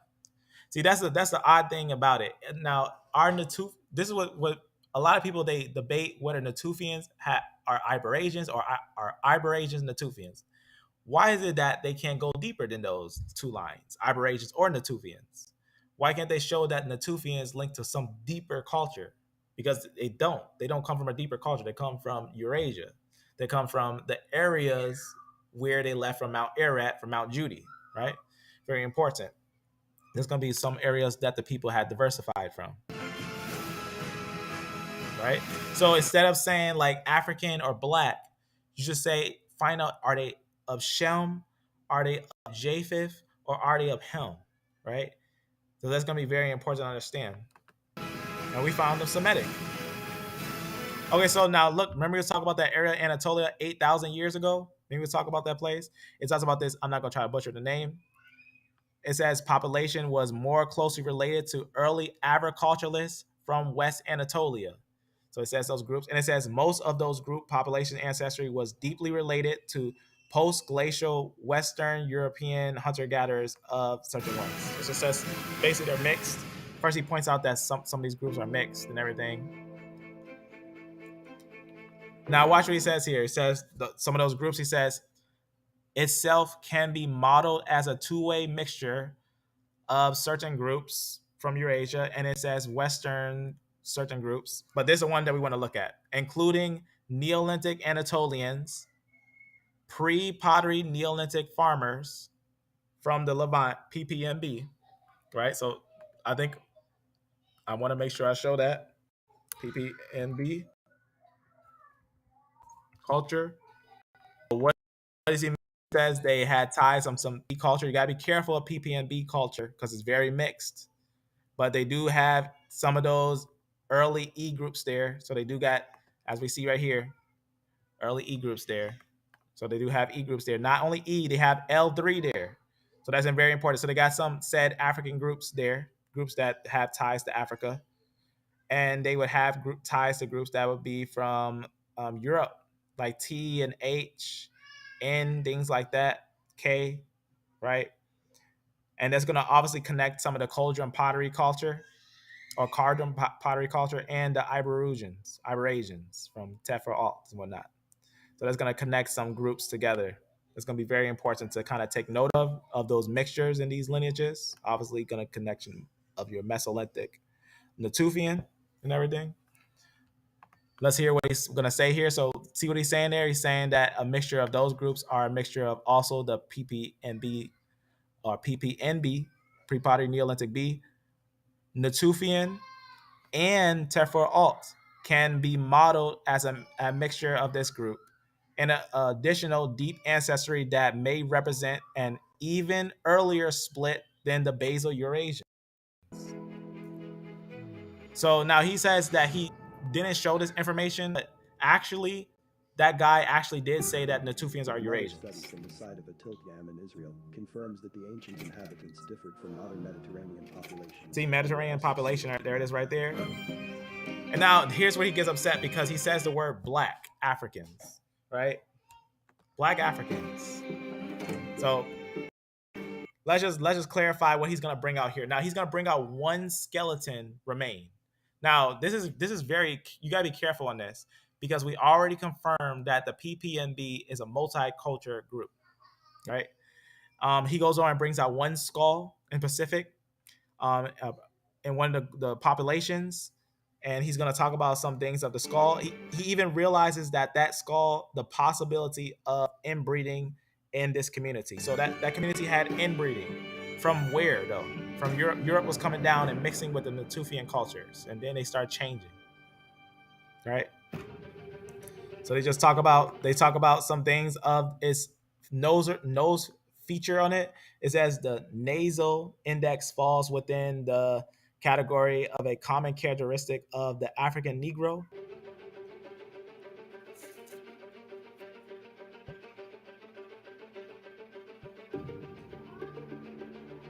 So now this one you gotta be a little careful on. We'll go a little more deeper into it. So here he goes over the cranial features of it, and he says the nasal index is a little under what that is. Now, what he didn't look at, he's only taking the nasal, but he's not taking the whole cranial index. And notice the cranial index is over 70, right? So when he's talking about this supposed to be under this, that's the nasal index. The nasal index doesn't have to always exactly be that, especially if they're mixed. But the cranial index will tell you a little bit more. So that would kind of be important to also look at that. So he's only looking at one piece on the whole picture.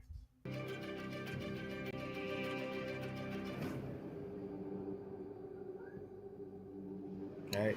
So this one's just one fossil, but I'm gonna let this one go because there's something a little better that we're gonna touch on, which is the anterior projection of the lower face relative to the upper face.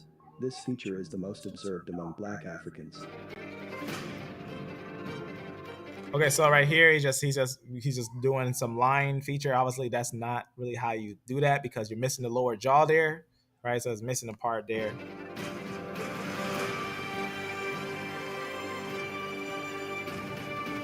And also another thing to understand is that a lot of the lineages in the PPNB, some of them are remember he was talking about Natufian, not PPNB, but in the Natufian they're all like one father line and everything. But in the PPNB groups, you're gonna have different father lines and everything. So that's gonna be important.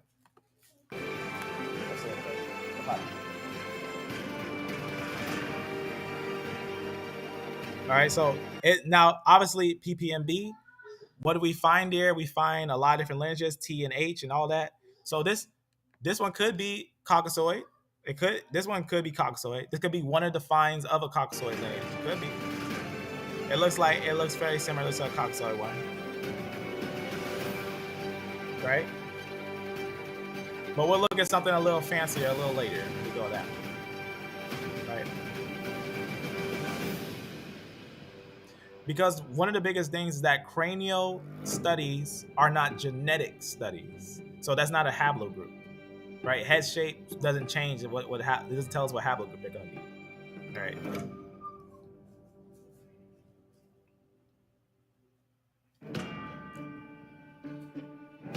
So you can see some ideas of some of the groups. He's taken some of the mixed groups. A lot of those are actually F in, like the groups in Jericho have a lot of those F groups and those H groups down there. So no wonder they kind of got like different features there versus the ones of the Natufian. I'll put I'll put a study in the description of when individuals have went over all the facial features of the Natufian, which we also talked about just recently, just this live. We were just talking about it, right here. You can see right here when we had talked about the cranial analysis have suggest an affinity between the Natufian and the populations of North and Sub-Saharan African. So we can see indeed the Natufian and the E groups had connections. So that's something that's important to know.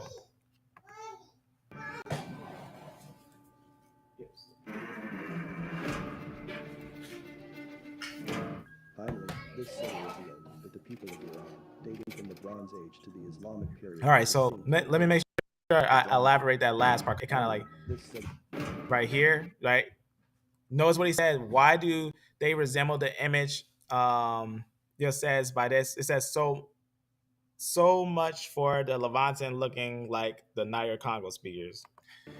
You gotta be careful on that because he's not saying the whole Levant. He was talking about the Natufian directly. This study revealed that the people of Iran, dating from the Bronze Age to the Islamic Which period, that skull was not Natufian. Sub-Saharan Africans. Okay, so this is remember how I said I made a video. I made a video. Remember I made a video and what did I call it? I said stop saying only.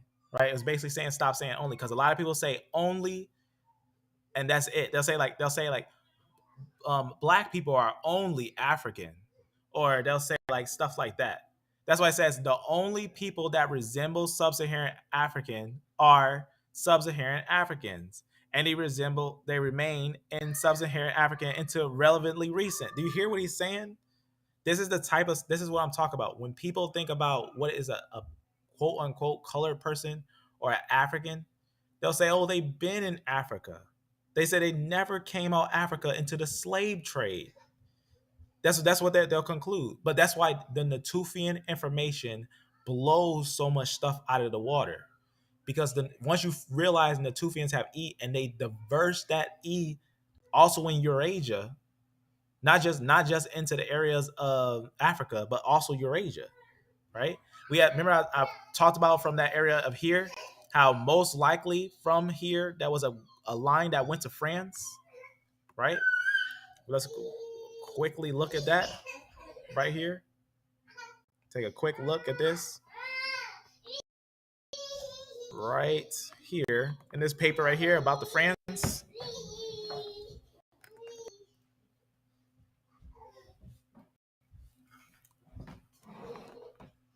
Let me just zoom in a little bit. All right, so this is actually a study from France. So you can see this little area, Middle Neolithic. So Middle Neolithic right there. Middle Neolithic. Gonna be from a certain site, a certain area in France.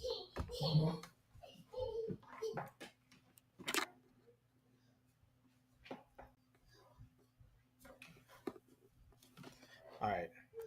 So Neolithic right here. Real fast. And you can see right here, we're gonna see the haplogroup. So you're gonna have an mtDNA U5, and you're gonna have U5 and an E1B1A in the Neolithic France. Neolithic France, that's gonna be very important to notice. And like separated lines going in areas, leaving these and going over here. That's where this actually went. That's where this one went. In this little location right here. I'll show you the location real fast. Put the location on here. Well, I was showing you where that E1B1A was. It was in this little location. Right here in France. You can see that.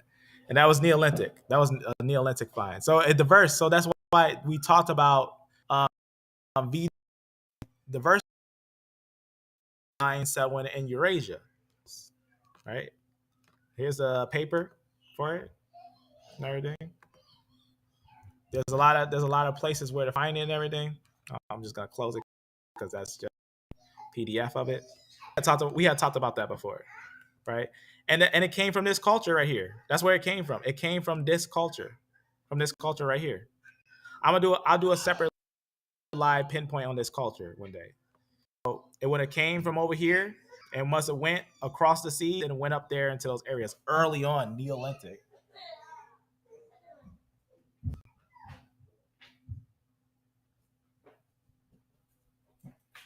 All right.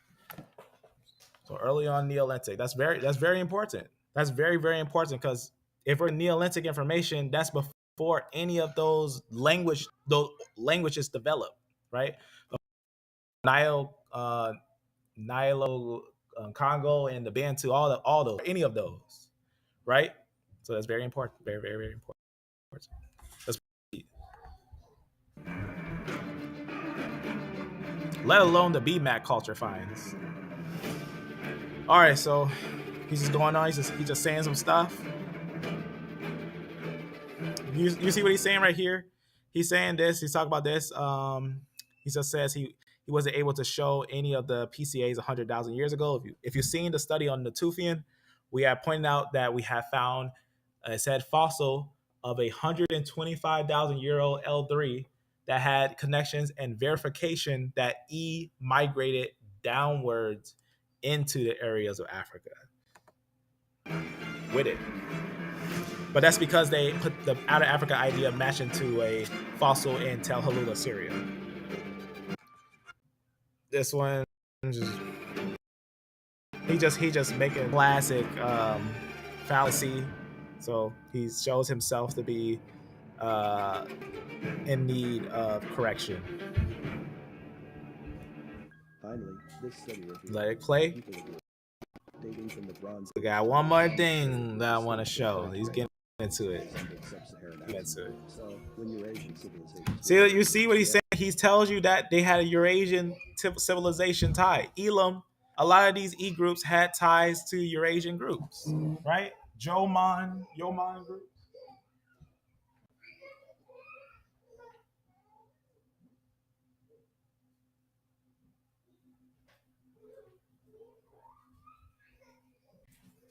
All right. Talk about the background noise, but this is important. That's what he points out too, that they had ties to Eurasian still groups, inhabited by like black Elam Africans. and whatnot. Share All right, so here's a thing to understand. Yes, they had ancient images of dark skinned people and stuff and whatnot. They have an older image of dark skinned people in Europe.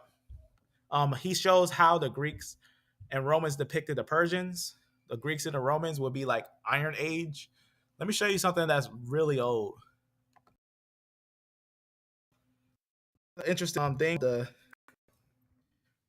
and of the blacks, because I had spoke about this before that we did a video. Let me put it in the culture because you need to see the culture. Okay, so I did a video right here. Let me point it out real fast. And the same one that I was talking about at 124, we have verified something right before that. I'm gonna move to 123. I'm gonna move to 123 after this, and because I gotta make sure I point this one out that we verified who are the individuals who are the Israelites. We verified that Mota had a back migration into Africa. That's what we verified. Let me just go to this little thing. I'm gonna put it on 23 after this. Let me point this out on this little video. I gotta do some more uploads. We always going live. But let me point this out on this little thing because this little highlight from this geneticist is kind of important. So right here,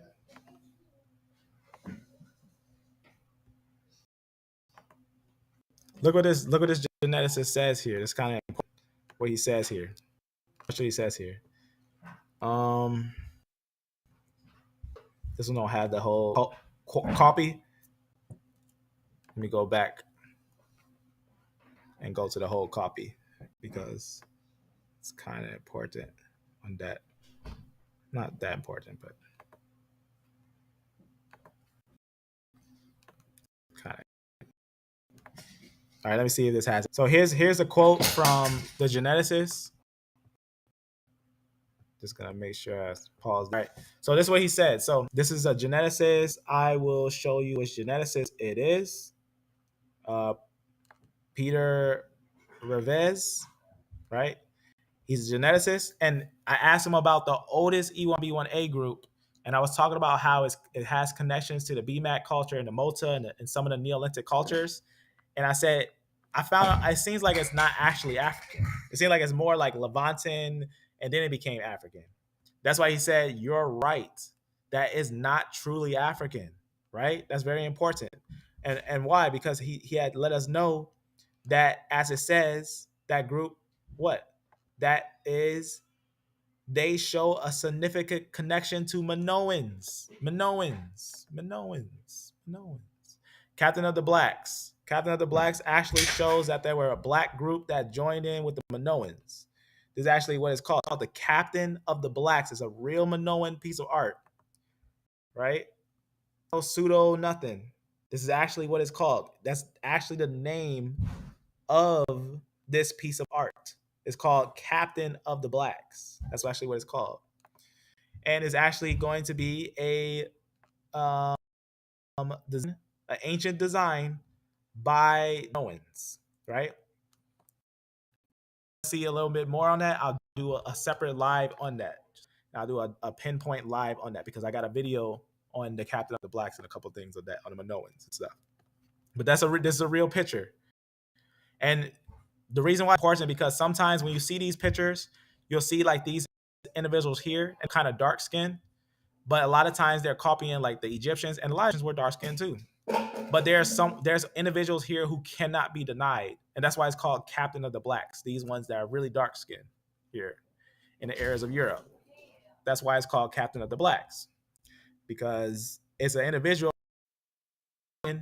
that's in a way looking like a captain of the blacks, what they call the blacks, right? So that's something that's kind of important, kind of interesting to see on there. So that's really, really interesting.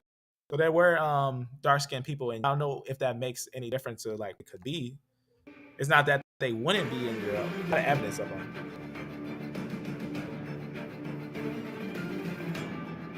I'm not sure what was the point of any of this, you know, because even if they were black, even if they were brown, that doesn't tell us what they were. They don't tell us if they're Ham, Shem, or Japheth, right? Even if they were brown, because we're brown.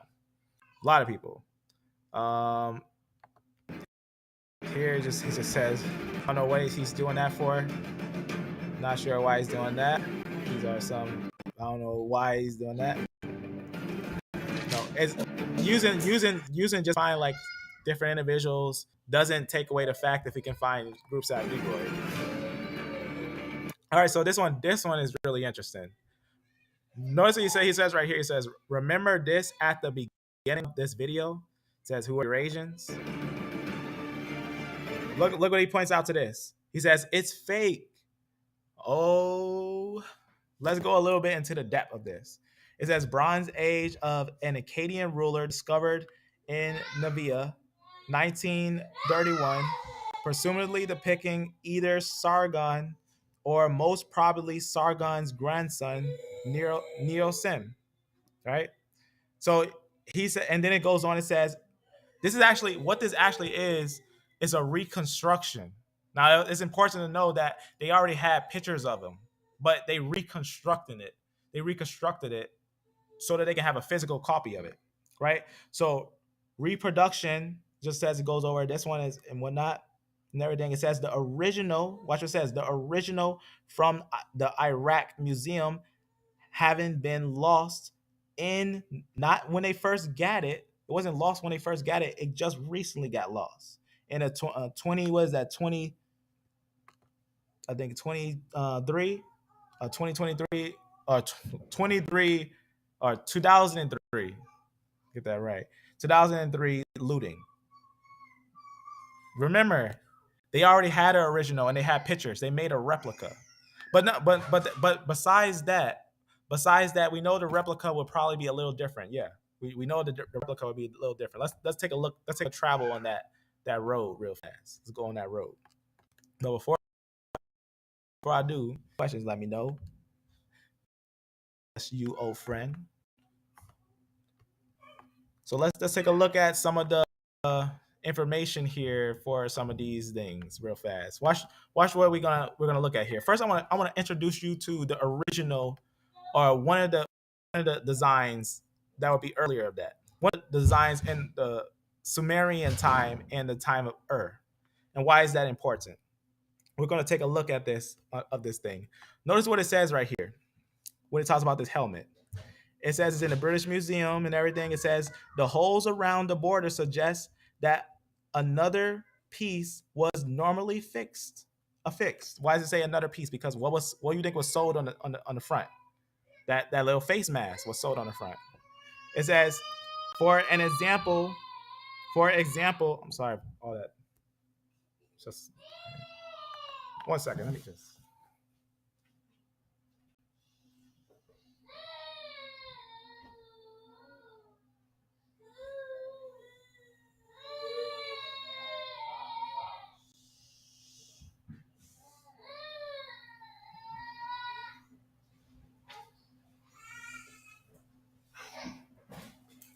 All right. Don't mind that background noise. We're gonna get right to these sources. So continuing on, right? Remember this helmet right here. It says, as for example, in the full mass attributed to Sargon. So it's saying this is the partial mass. And it's saying the full mass is the one of Sargon. Why is this important? Why is it important? I'm showing you a partial mass. This is the original. This is the original. And you've seen the partial mass because of the soul strings. We can see where it would be. Let me just go back. My back, extra noise. All right. So I'm gonna show you real fast this mask right here. What's going on here? So here's that mask that we were just talking about. Now I'm gonna leave it here for a second.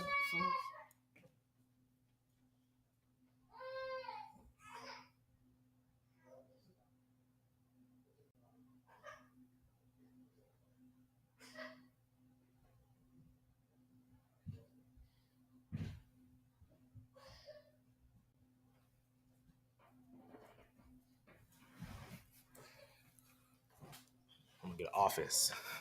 All right. So it says, watch what it says about this mask. The so-called mask of Sargon after reconstruction in 1936. Wait a second. When did it go lost?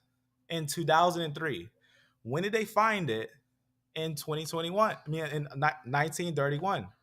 Just look how it says right there. When they find it in Navia, it was a real find in Navia in 1931. When did they reconstruct it? When did they actually change it? And why did they stuff? What's the reason that they usually reconstruct art? So destroy the main piece. But they did lose the main piece, reconstruct it. So that's going to be very important to note that they did reconstruct it. So you can see right here, reconstruct it 5 years later after finding it and everything.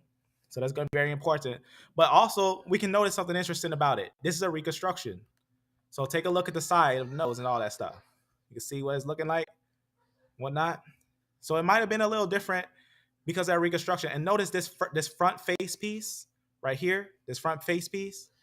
This is actually a tie-on. Let's go if you look real fast on this one. See, this one doesn't have that on there. But notice how it's shaped, how the head shape is. It's kind of made to a certain head shape. Let's take a look at that a little more deeper at head shape. Watch what it says right here on some of the interesting studies of ceramic of the Royal Cemetery of Ur, and then looking at those findings. Watch what it says right here. Regarding the finds dating to the mid-3rd millennium BC, The Sumerian royal cemetery of Ur provides a wealth of elongated skull individuals described at large by Woolley as being a highly dolichocephalic race. Why is that? Why? How could they know their skull shape? All those things. So we're gonna look at a couple of different things. They at first they the reason why they measured their skulls because they were trying to say, oh, they were giants. We're like, no, let's measure it and find out.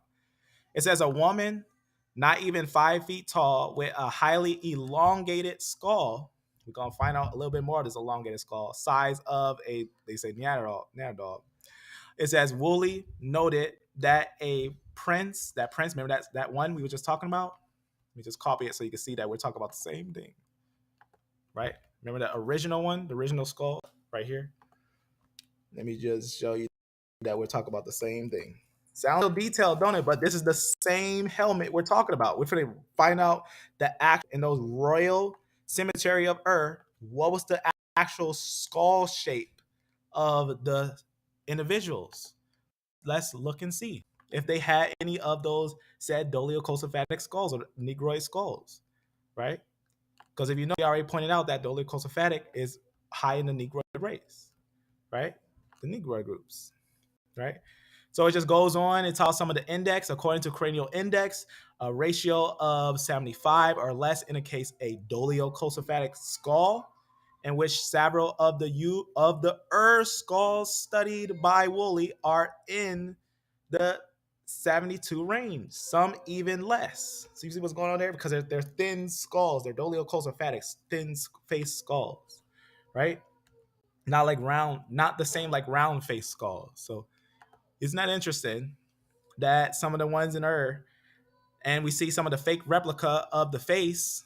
So that face, this face, he said that this face is not the real face. So that nose, that nose like that, that's probably not how they actually looked, but rather what the cranial features are actually saying of those things, right? So the Ur skull studied by Woolley are in the 72 range, right? Even less. Then we talk about that woman and whatnot. We talk a little about this woman and a couple things of that, whatnot. Let's go a little more into it, right? I'm going to read a little bit from this. These results are strikingly different from pretty much something for Boxton. For Boxton thought the Sumerians round headed. Why did now notice what he says? Boston thought he thought the Sumerians would be round headed. Why? He thought that'd be brachio something, phallicism, something like that. But instead, notice what he found out. Instead, it must be remembered that Broxton was not guided by inscriptions in assigning his skulls to race. So remember, he's just saying like someone who was making guesses. Now he's studying them. Now he's finding out something more pinpoint. And that since he wrote our knowledge of the elements, which might at this period enter into the Mesopotamian racial mixture, has increased. It says the research of, so I'm just going to skip their name because I'm not going to try to say it wrong, have shown that the round-headed predecessors of the Hari were in the Tigris Valley. Now, who had rounded heads? The Hurrians, right? Were in the Tigris Valley. That's gonna be like Caucasus Mountain. So remember, so we're gonna know that some don't have round heads, some have round heads. The round head ones are gonna be different than the dolichocephalic. So, but it says following the individuals of this race might easily have been buried in a prehistoric tomb at Cush. If we assign if I say his name weird, sorry, Buxton, round-headed skulls to this race, as doubtless we ought to. Watch what he says here. It follows that this dolichocephalic skull from Cush might either be Sumerian or Semitic. He just let you know that this dolichocephalic skull that was found in the areas about 3000 BC could be either Sumerian or Semitic. Either Sumerian or Semitic. So that's deep. That's very deep. That's very deep. But let's go a little further into this, because what I'm showing you I'm showing you a quote from this individual. What did I just show you? The individual that I just showed you. I showed you a quote from this from George Aaron Barton, and he actually is a professor of the Semitic languages and history of religion, a couple of different things like that. So put this note in the description if you want to get deeper into these things. Just I wanted to show you what sources I'm showing you. As we do check, we source check and we check know our sources. So he's a professor, right, of Semitic languages at a university and a couple of different things, right? Okay. That's what he said. What did he say? He lets you know that the dolichocephalic skulls from Cush, either Sumerian or Semitic. Either they're Sumerian or Semitic. He's telling you, right? Going down a little bit more into this. Now let's get into this little book. What he's going to say right here. Just to show you this little book.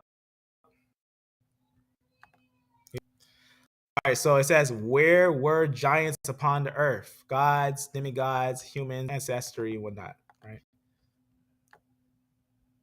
Let me just go back and kind of show you on there what's going on there. Here's a highlight from it. Let's read what it says right here on the skulls. Just to get a, remember we was talking about that queen and whatnot? And what else was we talking about? The prince. The prince or that guy, right? Meshkadug. Dog. How you say that? That's this one, right? Meshkadug. I don't know if I'm saying that right. I'm saying that weird, but you know, you can if you know how to say that right, you can say it in your head. So watch what it says here about the skulls. Watch it says.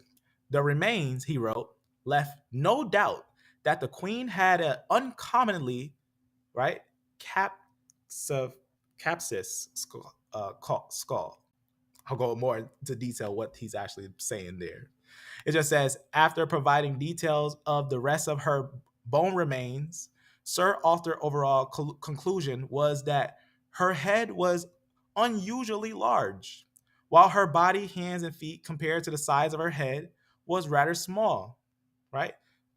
Though stoutly made. It says, to use Sumerian technology, one can say that she had the head of a gal and the body of a banda, whatever that means.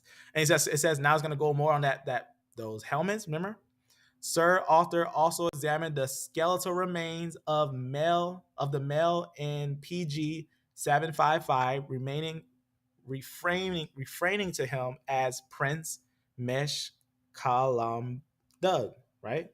Comparing the two. Watch what he happens when he compared the woman and this one, and watch what he finds out. Comparing the two, he observed that as for her large cranial capacity, queen's sub-ad was intensively feminine in her physical characterization. In Meshkala Dug, the bones in the body were fashioned as a very robust male. It's gonna go a little more into his bones. Just talk a little bit about his bones and his shape and everything. Just let you know they have his bones. He was a strong-necked man. Now watch what it says. Watch what it says about their bones. Watch what it says. The skull of the prince had the exact same craniometric index as in Queen Shabad. Now, what was their head shape? Do you remember what their head shape was when it's saying that they both had the same head shape? Told us in other records by these individuals that would be no other than dolichocephalic. So very, very, very interesting to take note of. Very, very, very interesting to take note of. Right?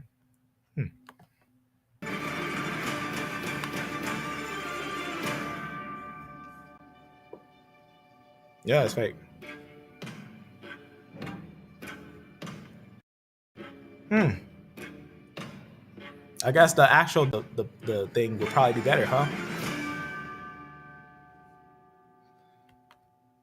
So right here, he just throws out something that basically what he probably wants you to look at is this part where it says, whereas sub-Saharan African and admixed Afro-Americans as well as East Asians show large degrees of differentiation with, or basically connection with Iranians. He's trying to connect it with, as it says, European, African, all some of stuff. But obviously, when you take the whole piece together, when you get the whole piece together, you can get a good understanding that even this connection, even this weird connection here, this right here is just odd. That he just, like I said, he took that quote unquote just that part. Sub-Saharan African and admixed Afro-Americans show large degrees of differentiation with Iranians, of course, because go and look of the BMAC culture, right? BMAC culture and the Marsh Arabs, BMAC culture, right? In the BMAC culture, E1B groups in Iran, right? That's what they talk about there. In Iran, you find these groups. Just to point that out, right there. E1B groups in Iran, in the areas of Iran, right? Right there in BMAC. Also, the Marsh Arabs, Marsh Arabs of the land next to Iran, right? They're also in the Marsh Arabs. They're genetic in the Marsh Arabs. Right here only shows you a few of them. They got E1B1B there, but they also got E1B1A in their supplemental sheets. E1B1A in the Marsh Arabs. So that makes sense that those African groups have ties to Iranian, don't it? Very interesting.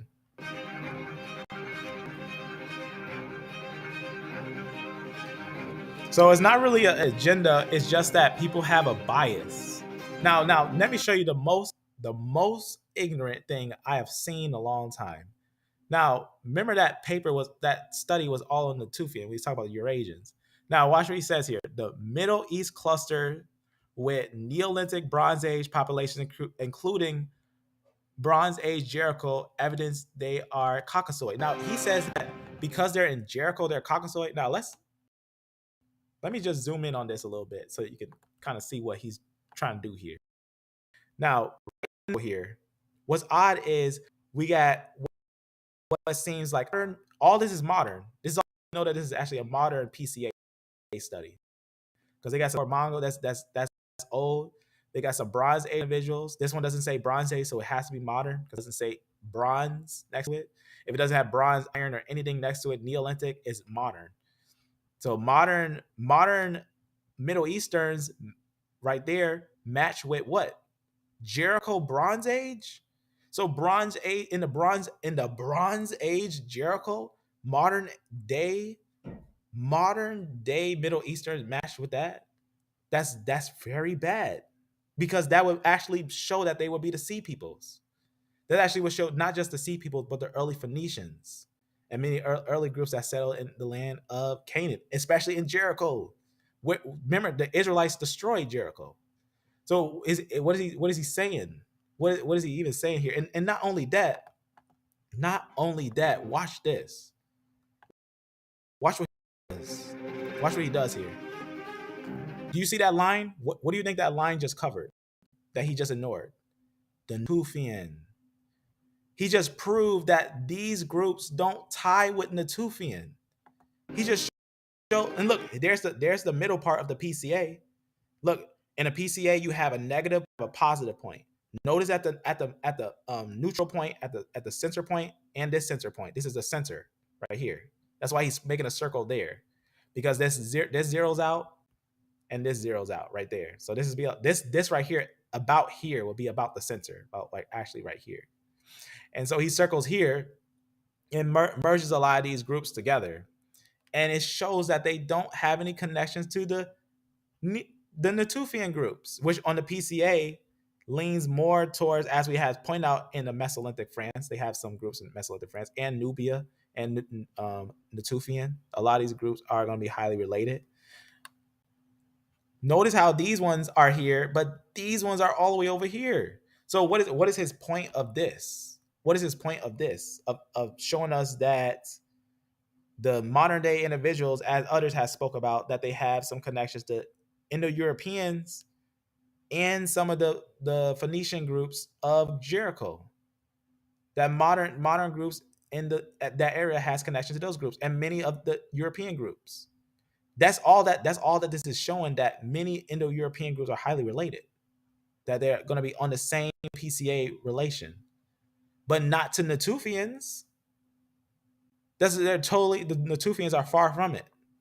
So that means that the early Levantan individuals, of course, with those E groups would be totally a major difference than these ones. So what is he saying right here when he's saying Middle East cluster with Neolithic Bronze Age population, including Bronze Age Jericho, including evidence that they are Caucasoid? Now, yeah. Now, if you want me to be honest with you, yes, many people in the lands of um, the Levant became Caucasoid. Why? Because the Horians came down. They became the Cass. I mean, there's different groups. There's different groups that became like the Mitanni.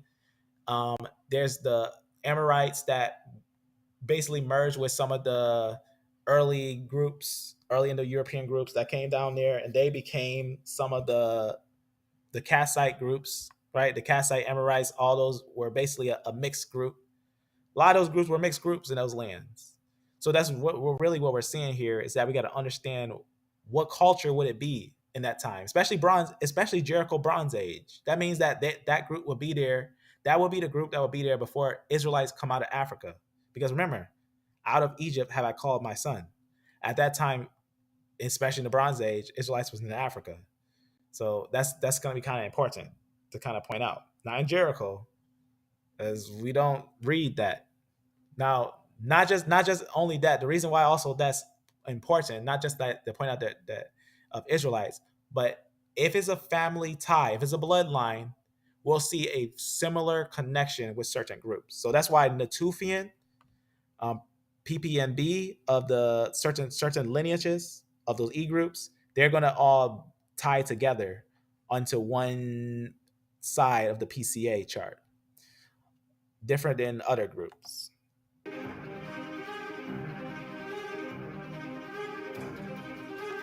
So you see where he does right there. Now this is called a PCA study. What when he that right there saying that's different than this? Well, it's on the same side as Natufian. So that right there is at 2. So this 2 will be more closer to these groups. So that means that these groups will be close. That means the African groups, if this is sub-Saharan African, then they're close to Natufian. That's what that would mean. That means Natufian is more close to African than it would be close to the English, right? Because they're all the way past the middle of the PCA on this side. So if this is 2 and the Natufian is right there, and this is the other side, then yeah, African is more close to Natufian. So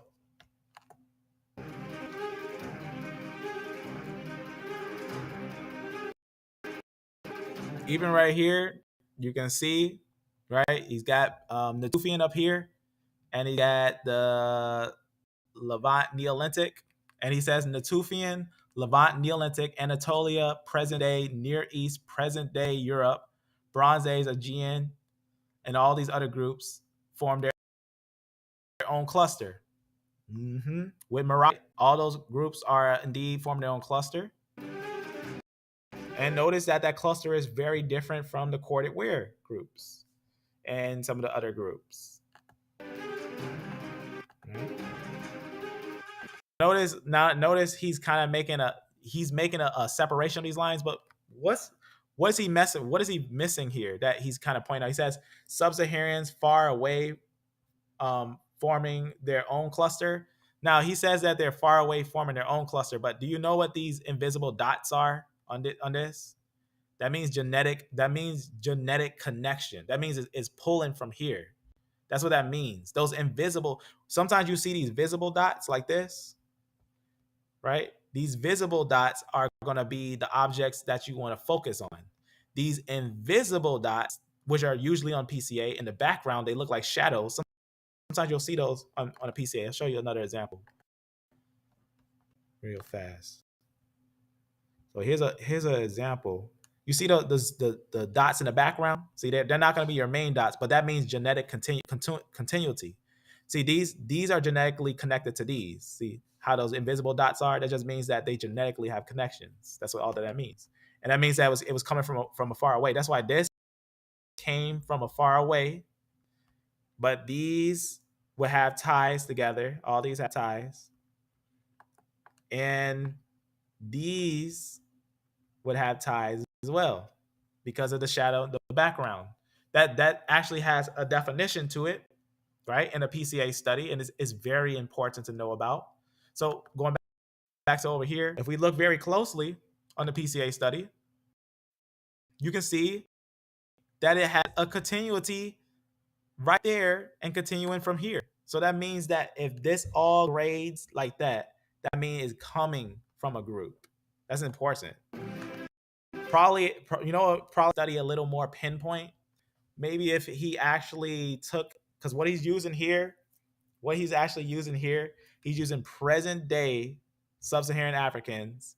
And when he's putting it on the chart with all these groups, you got to know what mtDNAs they're actually using, right? When you talk about present day sub-Saharan African, what mtDNA do present day sub-Saharan Africans have? Most of them L lineages. A lot of them start getting L lineages, so they're going to be a little different than like Natufian lineages with different mtDNA.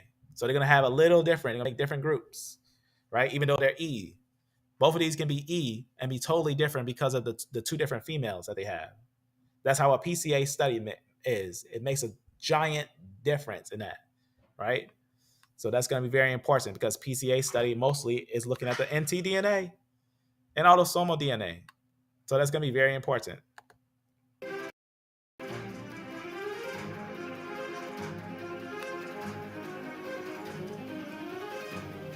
Pyramids on the moon and pyramids. And that's pretty much it right there. So when it comes down when it comes down to like information, you gotta look at stuff carefully, right?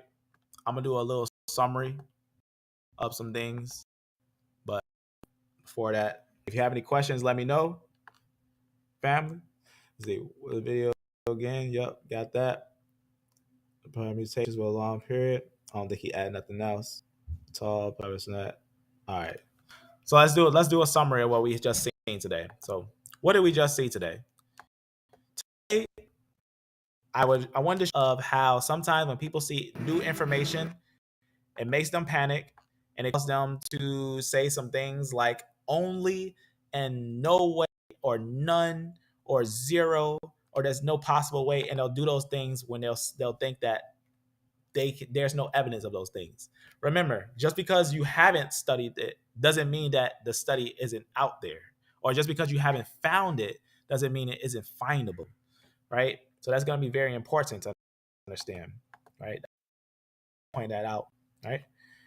And we have pointed out how indeed the Natufian have ties to not only sub-Saharan African, but the Omic groups, the Bantu groups, and the Bantu, at least back to the lands of Levant 1,000 years ago, right? Now I'm going to flip through these little sources to make sure I went through them all. So went through a lot of these different sources, like this one, right? I'm going to put some sources in the description of this video after the video. We have talked about race, about the origins of race, and how the concept of race has to be understood, right? Let me go up here and point that out real fast since we on that, right? So we talked about real quick how we got to point out that biologists feel like it's important for kids to know about how race works, and that we know what is a race. Is it skin color? Not really. So race isn't actually defined by skin color, nor by linguistics, nor by religion. So if someone says they are actually a religious group of a language, they're not a genetic group by bloodline. So it's very important. That's going to be different. Genetics versus eugenics, or not eugenics, ethnicity, right? Speaking of eugenics, and we have pointed out how the idea of race actually has ties to eugenics, and how Darwinism came in and that basically replaced some of those things, but it still has some lingering things from it. We also talked about how it lingers on, how racism still lingers on because of that concept. Because a lot of people think that out of Africa concept is true, but it's not, right? And a lot of people actually believe they should abandon the idea of race altogether, right? National Geographic said it doesn't exist, right? We then looked at some skull shapes of some individuals that some say never had existed in the area of the Levant. And we proved that in the lands of the Acadians and they had the same skull shapes, dolichocephalic, right? We had talked about it before, which groups have mostly dolichocephalic. Is you can look it up, dolichocephalic, right? Many individuals who have dolichocephalic skulls were, right, and are still Negroid. That's very important. And we have pointed out interesting information of those finding it with the bones and everything, not just their helmets, but their selves and everything. And we verified that, right? We also had talked about some of the origins of where E groups come from, like Eurasia, all those things and whatnot. That family, I'll put some of this meat in the description, right? We talked about some of the PCA studies and whatnot, a couple of different things. And we verified when we went over to Omic, Natufians have Northern African in them, and as we know, Ethiopian groups, Omic groups that left from the Natufian groups. It's going to be very important, right? We went over some linguist stuff, some language, brought some 2021, 2022 sources, some early stuff, right? Had to bring out some things that is important. So close, been on, making sure I went over everything. So I went over some of the subgroups, the SNPs, why it's important to know about these mutations, right? And then we talked about our rules, right? We don't need to resort to hate doctrine or camp doctrine or any type of doctrine that would be contrary to professionalism, which is knowing about the science and everything. We want to bring the heritage to the people, indeed, and we're not turning back, especially not money. So it's very, very important to understand. Guys, people will be running around a race, white and black, African and European, and yet they're going to be making themselves look like they don't know nothing at all, right? Very, very important. This one, I'm going to just, right? It's just extra stuff. All this extra stuff. Just making sure I didn't leave anything out. I didn't leave nothing out. All right. And also give a little time for questions. If there any questions before I end it. Everything we verified the Bantu groups are what? We verified in the Levant and Arabian groups.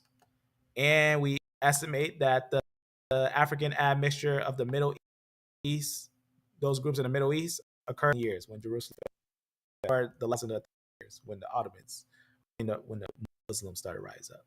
Right? Genomic history of the Middle East. Right? Very, very important. All right. So with that, family, got for now.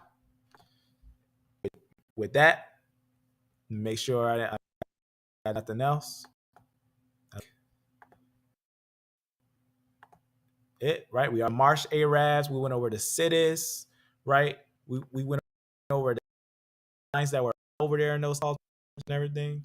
So just to show how that Yap group or these African groups, how diverse they actually really are, how diverse these groups are. Remember, we went over also ancient groups in Mesopotamia, all those things. Right? We really went into the Mediterranean groups, went into the Mesopotamian groups. We went into their culture and tie of Akkadians. We went to their culture and tie of the ones of right? We went to the foundation family. So I'll leave it like this. I'll leave it at this. Right? Because I got some stuff I'm gonna bring out a little later with this little note. I'll leave it like this.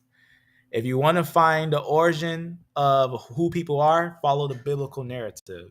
And Ham, Shem, and Japheth had left from the area where the ark was and dispersed all across the world. And the Natufian have early ties to pre-Shemites, but those groups seem the most likely to become the Shemites. So I don't think that it's wrong for people to know their history, I think it's great because that's one of our rules, to know your history. With that, be blessed, family. May you be loved.